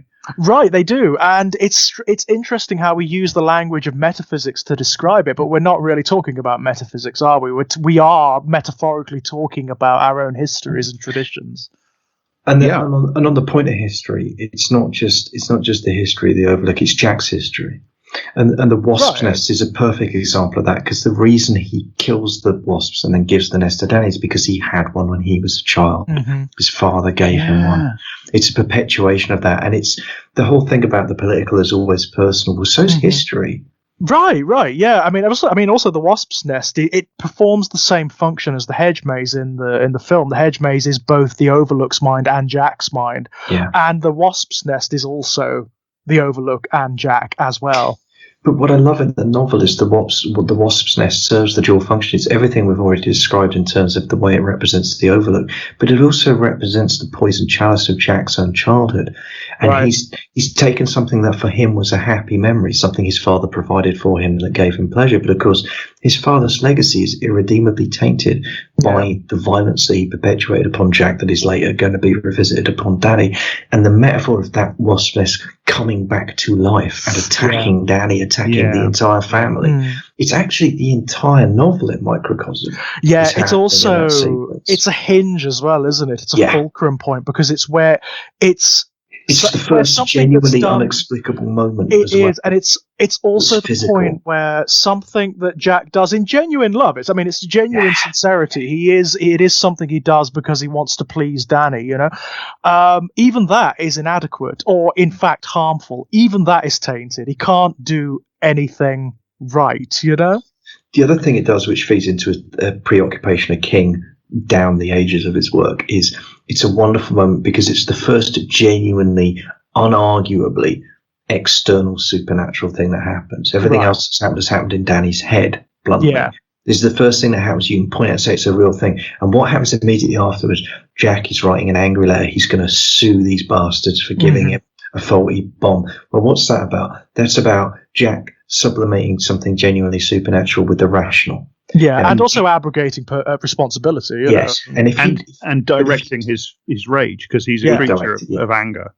Yeah, but if you're in a Stephen King novel and you experience something supernatural and you try and rationalize it, you are fucked. You're done. Yeah, it's a marker, isn't it? It is basically having sex or taking drugs in a Friday the 13th. Exactly. Because King is going to fuck your shit up at that point. And I just love, but all of that's going on at the same time. The other thing you made me think of, you were talking about these entities. Entity doesn't feel like the right word. You were describing the characteristics of these entities. The word that kept coming into my mind was reflection. Again, these are dark reflections. They are reflections of the worst aspects of us without any of our redeeming qualities, he said in inverted commas. But you know what I mean? Like, that's idiot cruelty for its own sake. I mean, how many times do we talk about far-right political discourse and say with absolute sincerity, the cruelty is the point? Yeah. The cruelty is the point of the project. I think you can actually tease out a metaphor about fascism from this movie, because one of the other things Jameson says in his essay is that he thinks the film is ultimately about kind of a search for social connection, for collectivity is the phrase he uses. Of course, he's writing almost immediately after the film came out, so he's writing very much in that era, which felt like an era of crisis and collapse. And depersonalization. It was mass depersonalization. Reagan had only just been elected. It was morning in America, but they thought, they thought it was only just morning, as far as they were concerned, what with, economic crises and the 60s, which, loads of Americans had been brought round to thinking the protest movements, etc., turned into a bad thing, and Vietnam and everything. It was a moment of profound crisis when the American empire felt like it was tottering, and their influence on the world stage, and, down to things we've talked about on other shows, like, paranoia about fuel supplies and all this stuff. It was an era of deep paranoia about all these sorts of things. And Jameson is saying the film is about this search for a collectivity. And, because the present is so fucked, essentially, the only place that the sort of the America that's represented by Jack Torrance can find to go is into the past, right? Right. And of course, he literally does go into the past. But the past he goes into, the past in the film, is the past of it's the 1920s, essentially. It's that last moment when the American empire felt like it was growing and expanding, and it was going to continue to do so. It was the last moment of conspicuous consumption. It was the height of the leisure class, etc. It was before the Great Recession. It was before the World Wars, etc. And that is where this embattled member of modern American society escapes to. And what you see in the film is that Jack he's recruited, isn't he? Yeah. And it's like the thing, whatever it is, doesn't even really bother to pretend that, because it tries to persuade him by playing on the impulse. I mean, you said before, he doesn't need to be induced to do what he does. He's looking for an excuse. The hotel is doing that, but the hotel shows him his future, essentially, because it shows him Grady. It sends Grady to him. Now, Grady isn't one of the people at the party wearing a boa or a tux. He's the fucking waiter. Now, this is one of the things about Jack Torrance in the film. Jack Torrance in the film, we don't know that we don't know that this guy's worked at a university. We don't know that this guy's been a teacher or a lecturer. We don't know this guy's had anything published. As far as we know, this guy's he's just a member of the working class. Right. He's kind of a schlub, isn't he? Yeah. He's trying to be a writer, which is essentially an attempt to sort of escape that class position. He wants social mobility. But, I mean, that's tied up with all sorts of stuff, like the kind of, imagine the kind of writer he wants to be. As no doubt he thinks of himself as the next Kerouac or Salinger. Yeah, he's Hemingway, isn't he? That's what he wants to be, isn't he? He wants to be Hemingway, doesn't he? Yeah.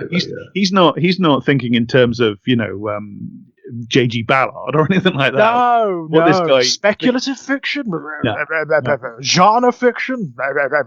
No. He's far too grand for that. But he's essentially, he is a member of the working class who's trying to escape from it. And the hotel is sort of simultaneously saying, yes, join us. Just do what you want to do anyway, and join us and become part of all this glittering party back to the 20s, this era of conspicuous consumption and the endless expansion of American empire. But also it's so brazen. It just says to him, yeah, but you're going to be the caretaker forever. Right. And what it looks like to me is it looks like trying to recruit the working class for your Imperial project.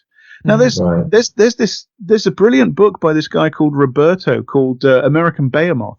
And he writes from a Marxist standpoint. He writes with the view that fascism as a governmental form, it has its roots in finance capital and the expansion of the state on behalf of the power of capital. And he identifies a form, a distinct but a form nonetheless recognizable of fascism growing in America in the 1920s onwards through the wars. Right now, if you look at it that way, then what you see in the film is that regime, that version of American history, which is, of course, built in imperialism and all this stuff, that's the groundwork of it. It's trying to recruit the working class. Well, that's what fascism does. It tries to recruit the working class into the fascist movement. And I hate to sound like one of these people that treats this film like a puzzle that needs to be solved, like the clues, but the guy, Jack Torrance, drives to the Overlook Hotel in a Volkswagen.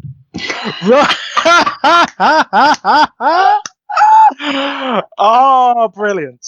Absolute brilliant.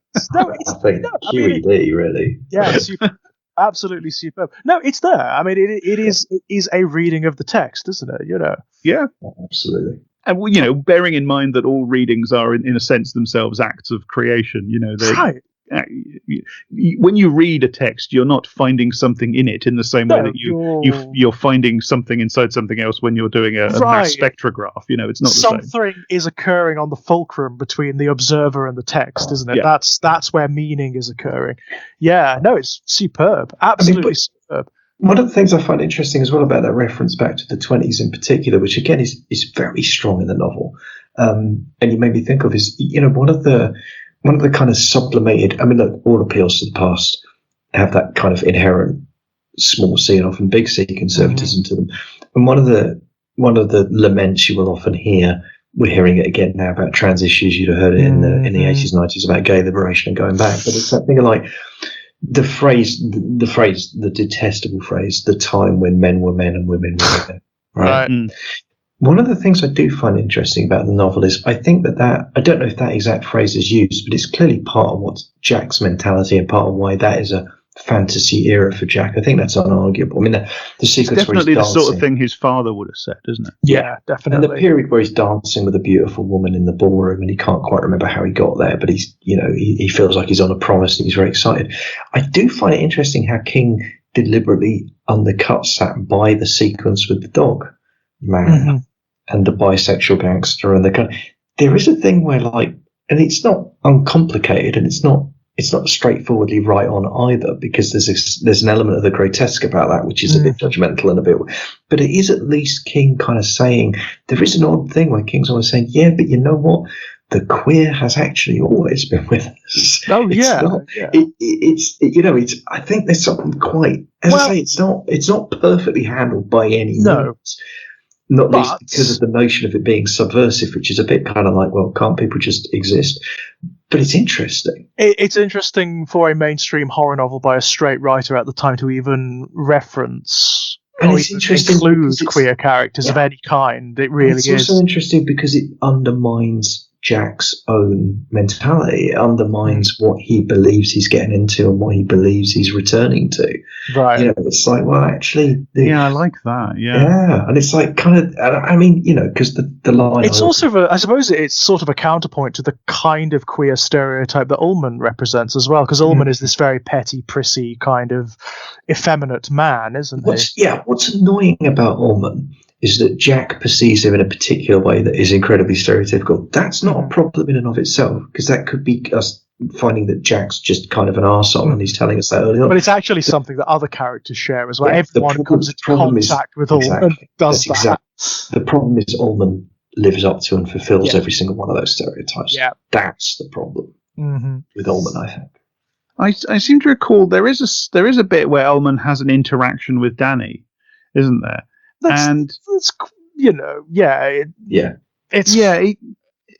As I remember it, at least he doesn't fall into the horrible trap of sort of making Ullman slightly creepy around a child. No, that's true. He's kind of just uncomfortable around Danny. Yeah. That's he doesn't know how to handle children. It's a kind of pat on the head and a sort of there, good boy kind of thing. Yeah. I mean, so it could be worse. There's a class dimension to it as well, isn't there? There's a class dimension to the whole interaction, which is interesting. Because I think the fact that Ullman looks down his nose at the help, which is everybody actually, else in that. I mean, it is one of the more cartoonish elements of the books. Ullman's characterization. There is no ambiguity in Ullman at all. And he's just a bit of a shit, isn't he? And there's that weird scene where Jack phones him up from town and starts teasing him about how, I've uncovered all this history of the Overlook and I'm going to write a book. And that is a really weird scene. It is strange. It's just odd. And I couldn't quite make it add up psychologically when I read it this time. I was like, why? And that was the point. The point was it doesn't. The point, I think, was that King was this was part of Jack's deterioration. He's not thinking in anywhere like a sensible manner, because why on earth? If you've actually uncovered that information, you're planning on writing the book, that's the last human on the planet, phone and warn. Why would you do that? Yeah. So I think it is meant to be a signifier of like the corrupting effect of the Overlook on Jack's mind. But I did struggle with it a little bit. I just thought it's not quite, it doesn't ring psychologically true for me. As much as I love the idea of Jack writing the book, the true history of the Overlook. I love the delusion of that, and I love the idea that the hotel will plant that in his fucking head too. I don't want to get to this idiot, I'll dangle literary success in front of him, and he will dance like a fucking dog. I mean, it's wonderful. Yeah. I think it's just he can't bear the idea of another man coming off best, isn't it? He can't. That's it, isn't it? I mean, that is Jack. There's an ego. There's a real sublimated ego with Jack, and he cannot stand anyone getting one over on him in his own terms. Yeah, I have to say, I love the relationship with his alcoholic friend who gets him the job. That phone call, I love. That I really, because there's so much ugliness in that. The power dynamic, the power imbalance between the two men, that is real. Jack handles it appallingly, and he's being a complete idiot. But it is still the fact that he's not entirely wrong in his. Well, he's not entirely wrong in his class analysis of the situation, right? Mm-hmm. He is a supplicant. He is in this unfair position that's not really reasonable, because they both, they were in the same car. They were equally responsible for the moment that changed their lives and that got them on the straight and narrow. But this guy's got power and Jack doesn't. And it's, oh God, I did really enjoy that. Because what's great about that is Jack is wrong, but he's not completely wrong. Do you know what I mean? Like there's just enough of the grit of truth in the pearl of resentment that he's built. And that's good writing, I think. Yeah, it's what we were talking about earlier. King is just really good at characters and interactions, isn't he? There is a sort of truthfulness to the way people interact in his work that feels right. It feels correct. Absolutely. And I delighted in Jack's shitty play. I'd forgotten all about it. And that was, oh my God, that was glorious, wasn't it? You're just reading it thinking oh yeah, that sounds so terrible. He's just not. He's not cut out, is he? He's just not very good, But also, how many years has it taken you to write this hacky piece of shit? Yeah. Oh God, it's so funny. And that whole thing about how he's fallen out of love with who he thought was his hero, and now he really likes the cynical old guy who was just trying to get shit done. And it's oh, welcome to being a boomer, my friend. Yeah, you've been writing this too long. Yeah. What's the saying? You either die a hero or live a God, that was okay. So The Dark Knight now. Why so serious, Jack? Oh wow. This is the thing in King stories I've noticed: abortive writing projects. I think it happens a lot. If I remember it rightly, it happens in Bag of Bones, and like books. Sometimes the characters write entire books, and then they get to the end, and they're just like, "Yeah, no, that's crap. I need to burn that." Or I think it's in Bag of Bones. It's like he realizes that in some sense he didn't even really write it, or something. Yeah, psychically somebody else wrote it, so he throws it away. Misery, the Dark Half. Yes. And I think there's a novella, Secret Window, Secret Garden, which is. Oh, I like that. I know it's not good, but I like that novella. Yeah, but that's about the anxiety of creativity. I think for me, that's about the anxiety of creativity versus.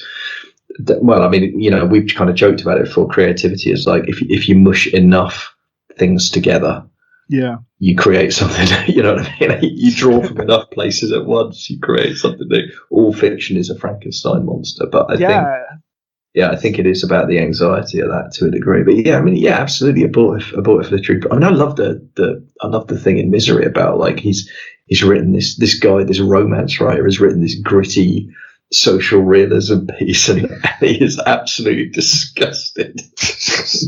Forces him to burn it because it's full of swear words, and she wants it offends his sensibilities. I love it. And then the great thing is that he then writes the next Misery novel as she demands, and he thinks, well, I killed Misery at the end of the last one. Okay, well, I'll just bring her back to life. She won't care. No, you don't get your fans at all. You don't get fans. Because he gives it to her, and she's like, "What the fuck is this?" What is this bullshit? She's dead. Yeah, she's in the ground. Paul, start there. Yeah, sorry, I wouldn't. Yeah, she would never use that language, would she? She'd say, cocky doody or whatever.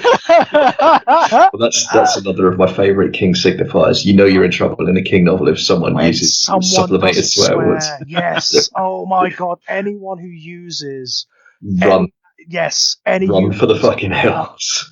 Just get out. Yeah, get out.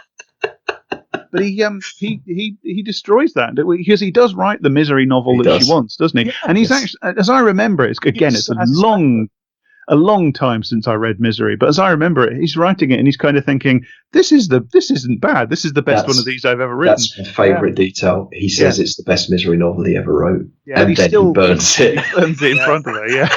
Because fuck you. No, it's so as like a supreme act of defiance and spite. It's great. He burns the last chapter, doesn't he? He lets her read all of it until the last chapter, and then he burns. And it's so magnificently realised in the film. I mean, that's a great adaptation. Jesus. Yeah, but it's kind of. I mean, I remember how much I remember being kind of disturbed by how much I enjoyed Annie Wilkes's death. Yeah. Because she dies hard. But when you're reading it, you are really into it. And I remember I remember putting the book down and thinking, fucking hell, Jack, you're too into this. Yeah, there is a real gallows satisfaction, isn't there? Yeah. There is. And it is a little bit I don't like how much you've made me enjoy reading about a woman be brutally murdered. Bad death. For several, I mean, you're right, because it's quite an effort. She does not go easy. She's a strong woman, isn't she, Annie? She puts up with some shit, you know. She's a strapping lass, yeah. No, it's Misery's absolutely wonderful. But I mean, for a King novel, pretty svelte as well, if I remember rightly. That one really, it's only not too bad. Only like 300 pages or so. It rattles along. But yeah, it's funny. I can imagine him thinking as he was writing that, this is going to be one of my minor ones, Yeah. But it wasn't, was it? It was quite. No, I seem to remember Misery as being one of those career turning points for him. Actually, it did very. I mean, because it's not a supernatural novel, is it? No, it's a rare example. That's a really important point. I may be misremembering, but I think it was originally intended to be a Bachman book. One of the splits was his Bachman books. Up to Thinner, his Bachman stories weren't supernatural. It was one of the ways. It was one of the tells for the Bachman stories. Right. Was Dolores Claiborne one of the Bachman? No, because that was long after the pen. Right. So Dolores pairs with Gerald's Game, the twins novels, which I think is an imperfect literary device, but it's interesting. Yeah. The way they're twinned, and I fucking love Gerald's Game. I mean, Gerald's Game is great. The Flanagan adaptation as well. He did an amazing job, I think, with the movie. And again, a strange thing where it's all centered around sex and sexuality, and yet it's totally non-erotic. It's a kinky game gone wrong, and yet it's totally non-erotic. The best moment in Gerald's Game is the moment where she handcuffed to the bed tells her husband she's not into it. And it's what we were talking about, the Shining and duality. It's the moment when she witnesses her husband understand what she said, absorb it, and then pretend he doesn't. Yeah. That is the key moment of the novel, and it is a fucking brilliant piece of writing. Yeah. It's very I remember, again, very long time since I read it, but I remember finding Gerald's Game profoundly upsetting. It's because it is ultimately about child abuse, isn't it? Mm-hmm. Yes. In her memory, she recovers memories. I mean, that's a bit problematic, to be honest, but she recovers memories of having been abused by her father. Yeah. And it's rough going. And I remember it as being an imperfect book, but again, it's an attempt at an act of empathy, and it's attempting very openly and without any shame about it to be politically engaged on subjects like male abuse of women. Yeah, absolutely, and coercive. Even down to like the monstrous figure turns out to be like this Ed Gein figure who's obsessed with digging women's bodies out of graves or something, isn't he?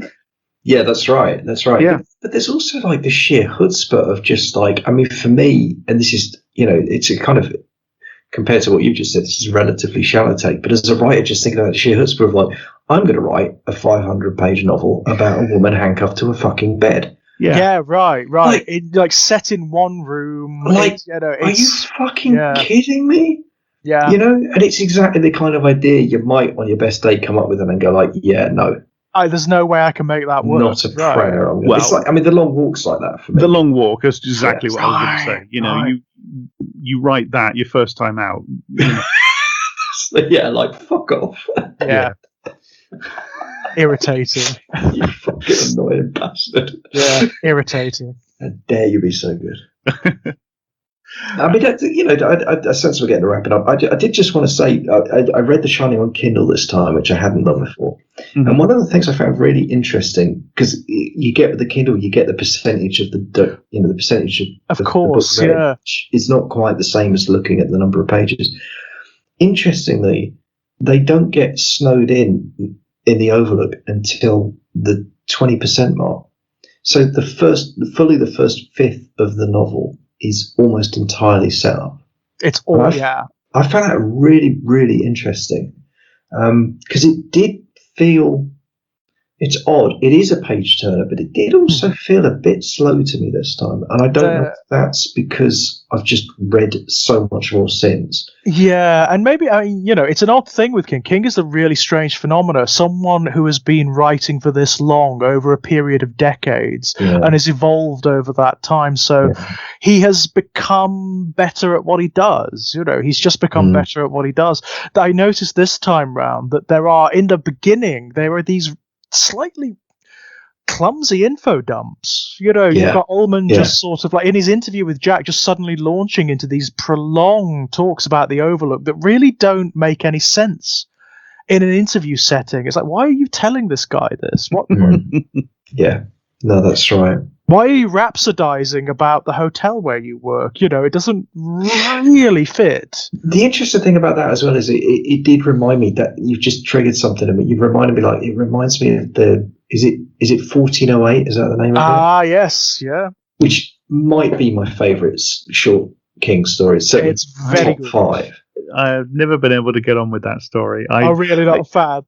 I like the film up to the point where he's in the hotel room, and then because I love the setup. This is interesting. But that's what I was talking about. That's what I wanted to get to, because it reminded me so much of that setup, except it's handled so much more elegantly in 1408. Because you're right, George, it does feel like an info dump in The Shining, and it really did this out of character for Ullman too.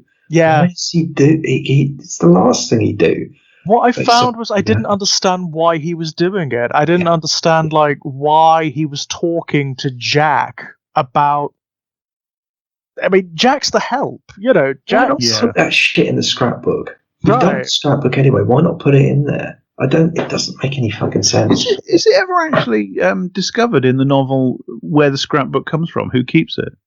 I can't remember that. I don't think it is. No, I don't think so. No, because I love the idea that it's just it's just there. There just is a scrap. That that something understands that there needs to be a scrapbook for Jack to find. So there just is. That's my read of it, because it has to be, because Jack needs a story. Jack needs a narrative, because that's who Jack is. And and I love it. And again, I love the idea that the honey trap that the hotel sets for Jack is, you could write a book and people would read it. That's just like... but again, I mean, this is going back to something we said before, which is that King's version of The Shining is very much a collaborative effort. For King, The Shining is the act of creative imagination, and what appears to the people who have it is very often, in some sense, a kind of materialization of what they've been imagining. Danny imagines the fire extinguisher coming to life, so it does, etc. Right. How much can we actually believe about what's in the scrapbook or anything that Jack sees in the ballroom? Yeah, it's a fair point. I mean, it's been said about the book and film, I think, that that it's like almost everything King writes, it's about the act of writing. And of course that's the most iconic and astonishing moment in the film is arguably the bit where Wendy finds the manuscript. So good. It's so good. Yeah, which is just it's just it's stunning in its nihilism. That shouldn't be as grim and as terrifying and hideous as it is. Scary. It shouldn't be that frightening. But no, but there's something about the idea of somebody just sitting there, hour after hour after hour, just typing that. Do you know what gets me about it? It could have so easily just been like, all work and no play makes Jack a dull boy in the same format, but it's not. It's like it's in prose, isn't it? It's like it's all over the place. It's in different patterns and forms, and that I think that for some reason makes it so much worse. And the typos are left in as well. Yes. Yeah. No, absolutely, because and the reason that detail gets to me is because for me, what that signifies or suggests or signposts is the idea that Jack thinks he is writing a novel. Yeah. He doesn't, on some level, he doesn't know that he's just typing the same thing out over and over again, because the shape indicates that for him it's something different. Yeah. And that is just so scary. I think. That's interesting, because I read it the exact opposite way. I think Jack knows that he's not writing anything intelligible. I think he knows exactly what he's writing. Oh, interesting. And that's also really scary. Yeah, I think he just thinks that, he's just been emptied to the point where, that's writing has just become the act of writing. And writing, because that's basically all writing has ever been for him, is sitting in front of a typewriter saying to his wife, "I'm writing, don't interrupt me." That's all it has ever been, isn't it? Yeah. So, the hotel has said, yeah, that's okay. Just sit in front of your typewriter and write whatever you like. And, magic will happen. Yeah, exactly. And he's just, that's what writing is. And on a character level, that's, that is so, he's just saying, what I say goes. If I just write this over and over and over again, then that's what it is. That's the text. That's the novel. And I get what I want anyway. I get all my, I get everything I want anyway because I've bought it. And on a more metaphorical level, it's so resoundingly nihilistic about, it's basically, if you look upon the Overlook Hotel as like this gigantic metaphor for Western civilization, which is kind of how I view it, then the novel, quote unquote, becomes a metaphor for cultural production inside Western civilization. So all cultural production just becomes this nonsensical, echolalia, the same phrase over and over and over again, meaning absolutely fuck all. Wow, that is nihilistic. That reading is so nihilistic. But it is there, definitely. Wow. But it almost belongs more in the novel than in the film, because, as I say, in the novel there's this Kingian idea of psychic power as a metaphor for artistic creation. So if he's imagining things, then they come into reality. So he imagines the scrapbook and it comes into reality. So if you then he gets to the point where he imagines his magnum opus, and it's just that. It's almost a case of it working better in terms of the medium it's not in. Yeah. It also, the thing it reminds me of, and it's not exactly the same, but it reminds me of the story, which I believe is true, because I think he said it in interviews, Hunter S. Thompson, when he first wanted to start writing, he sat down with a typewriter and typed out the entirety of The Great Gatsby, because he wanted to know what it felt like to write The Great Gatsby. Wow.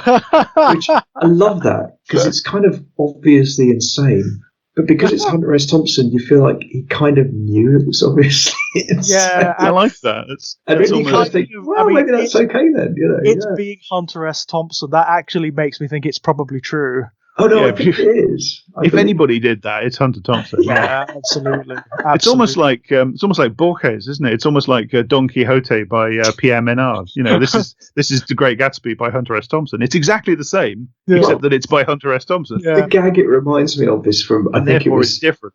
The gag it reminds me of, I think it wasn't Spinal Tap, I think it was Bad News, but there's a joke from which is like the Comic Strip Presents version of Spinal Tap, where the guy says, "See, I'm a better guitar player than Jimmy Page, because he wrote Stairway to Heaven when he was 27, but I can play it now and I'm only 23. So.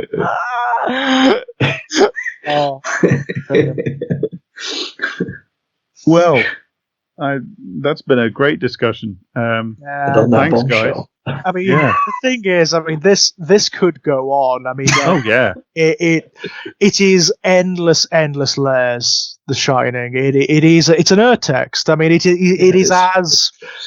as encoded in the DNA of not just horror, really, but literature. It's Western literature, really, as Frankenstein is at this point. You actually can't talk about horror without referencing it. I mean, how many times has this been parodied? I mean, my God, there are kids' cartoons that parody The Shining.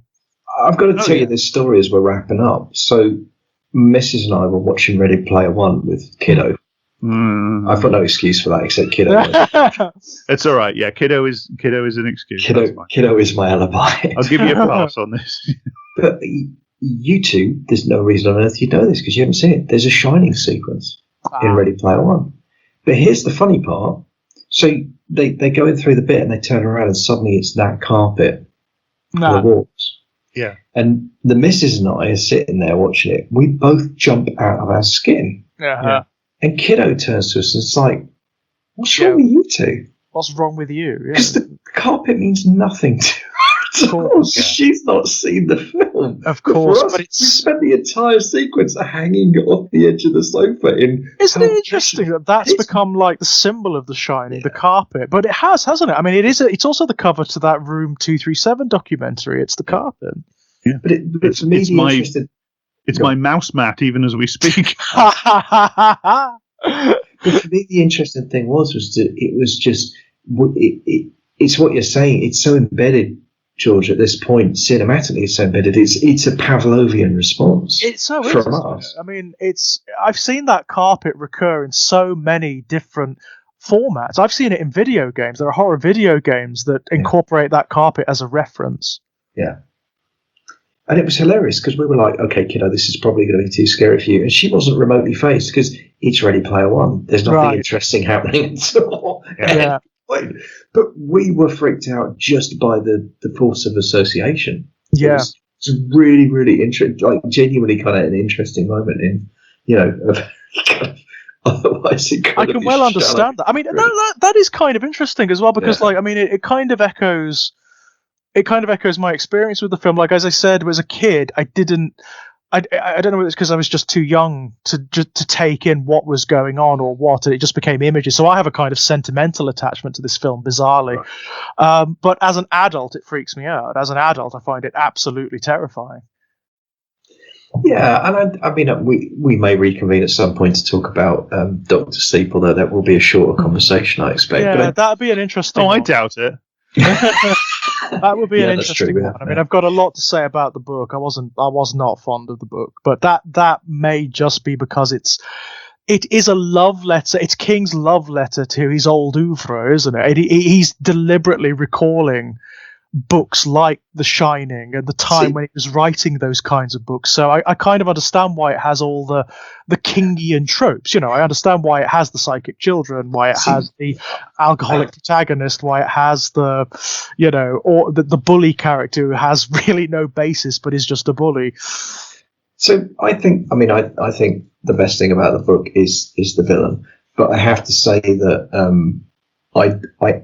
the book is one of those things that I absolutely adore while recognizing it's actually fairly flawed. Mm-hmm. But I love it because I love getting to see Danny again. Yeah, I mean, don't get me wrong. I didn't think it was a badly written book at all. It's just not. It's not the kind of work I respond to. I found it conservative. I found it very conservative. Like it not in terms of its politics or anything, but in the way it is kind of just. It's kind of like King's greatest hits, replayed.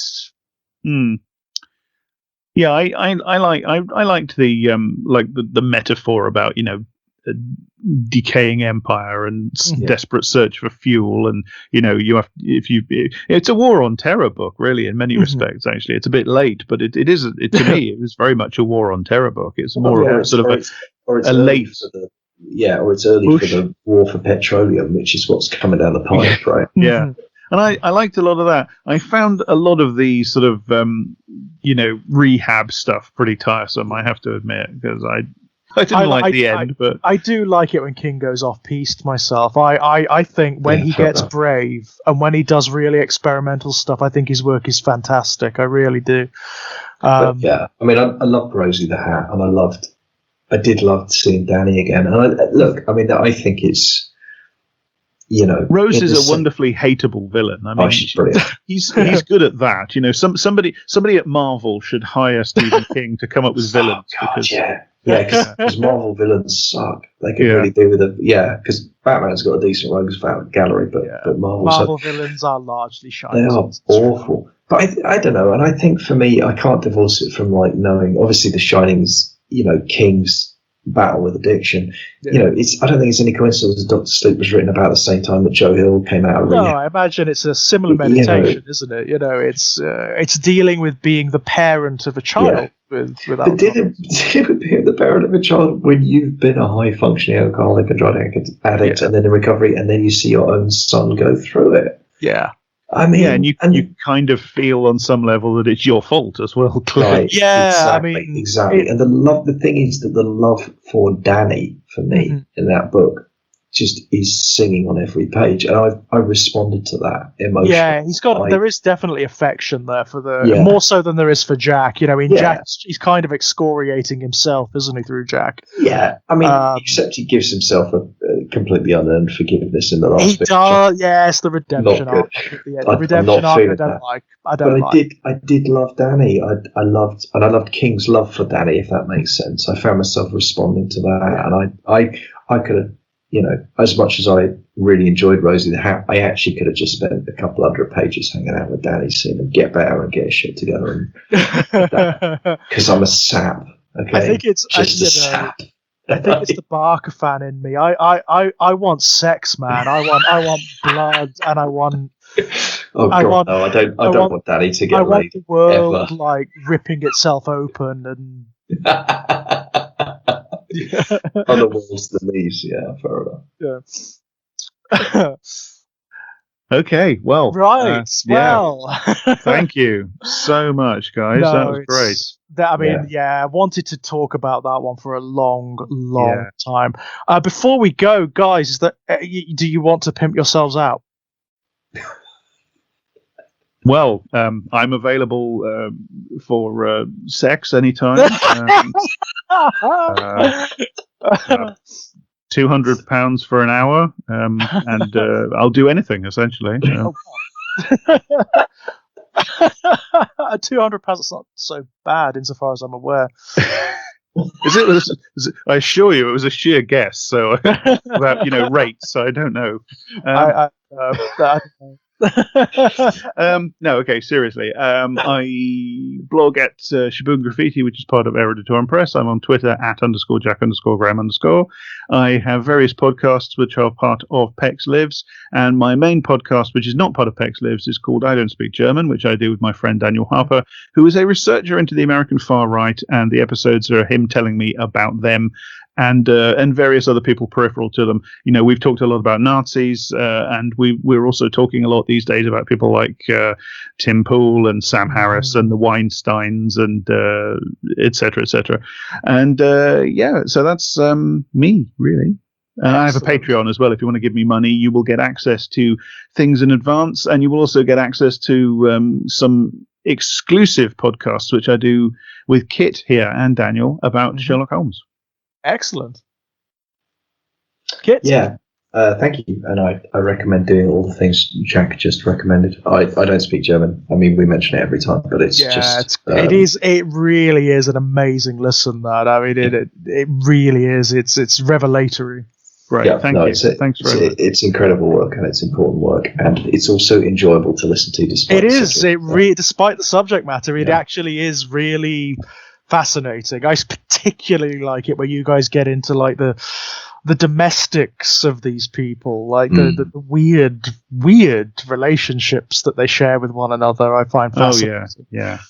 Yeah, well, Daniel knows this subject backwards and forth. He's been studying them for years, and I bring whatever it is I bring. I suppose it's the classic screenwriter's trick. You give the interesting character somebody to talk to. So I'm the stamper to his Francis Urquhart. I need to be there so that he can talk to somebody. But you saying that you're the companion in the sort of Doctor companion? Holmes, yeah, I'm the companion. Yeah, I'm Amy Pond to his 11th Doctor. Yeah. So suddenly that £200 an hour is looking cheaper, isn't it? Yeah. But Holmes, whatever could it mean? Yes. Don't worry about it. So for myself, if you're interested in finding my fiction work, go to Amazon, go to books and search for Kit Power, and you'll find all my work there. If you're interested in the ebooks, please buy them from Amazon. If you're interested in the paperbacks and you happen to know that a bookshop still exists near you or a library, please get the physical books from either of those sources. That would please me greatly. If you want my non-fiction, most of that's gathered in Ginger Nuts of Horror, specifically the My Life in Horror tab on the Ginger Nuts of Horror website, where you can find a series of essays about things that screwed me up as a child. Very similar to this kind of conversation, but in essay form. I have a Patreon, patreon.com/Kit Power. If you've enjoyed what you've heard tonight, if you want something new from me every week for as little as $1 a month, that's your best bet. And if you want to watch me having a kind of live tweet, real-time breakdown as I witness the heat death of the planet and capitalism finally destroying all of us, at Kit Gonzo for all of your live tweeting the apocalypse needs. And that's it. Superb. As for me, ladies and gents, you can find links to all my published fiction over at strangeplaygrounds.com. 2 new short story publications recently, which was one, Born in Blood Volume 2, over at Perpetual Motion Machine Publications. You can find me knocking about on Exaggerated Elegy on YouTube, and if you fancy a chat, come over to Twitter at Enigmatic Elegy. And that's me, I think. All right. Yeah, that was a good converation. Excellent. If we made any mistakes, please overlook them. I've been saving that one up. Well, and to think I've been sitting here for 3 hours just so I could say "Shine on, you crazy diamonds." I've been outdone. I don't. You'll be very, very pleased to hear that I don't actually have a pun.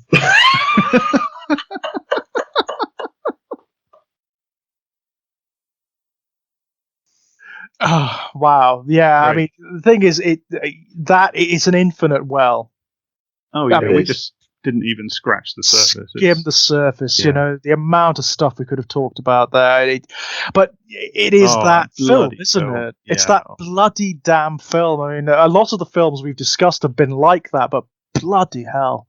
Dr. Johnson called King Lear a Stonehenge of the mind, and I feel the same way about that film. A Stonehenge of the mind. I like that. Yeah. I like that. I did enjoy getting to compare the texts, though, because that's something I haven't been able to do before. Yeah, that's really fun, isn't it? And it's not often you get to do it in this way, where they are kind of the same but divergent from one another in such significant ways. It's been fun. No, I like that, and I think I certainly learned some things tonight from the conversation. I mean, I meant to ask you. I mean, I know they're different experiences, but is there one that you prefer? At this point, I absolutely preferred the movie. There would have been a point in my life where I would have preferred the book because I was such a King fanatic. Mm-hmm. And there was a time in my life where his particular prose was just so important to me that I would have given that primacy every time. Like in any circumstance, I would have given it primacy. Yeah. But I mean, actually, I didn't get into this in the chat. I'm not sure The Shining makes my top 50% of King novels now. Yeah, and that's not to say I didn't enjoy it, but I'm not sure it's in the top half of.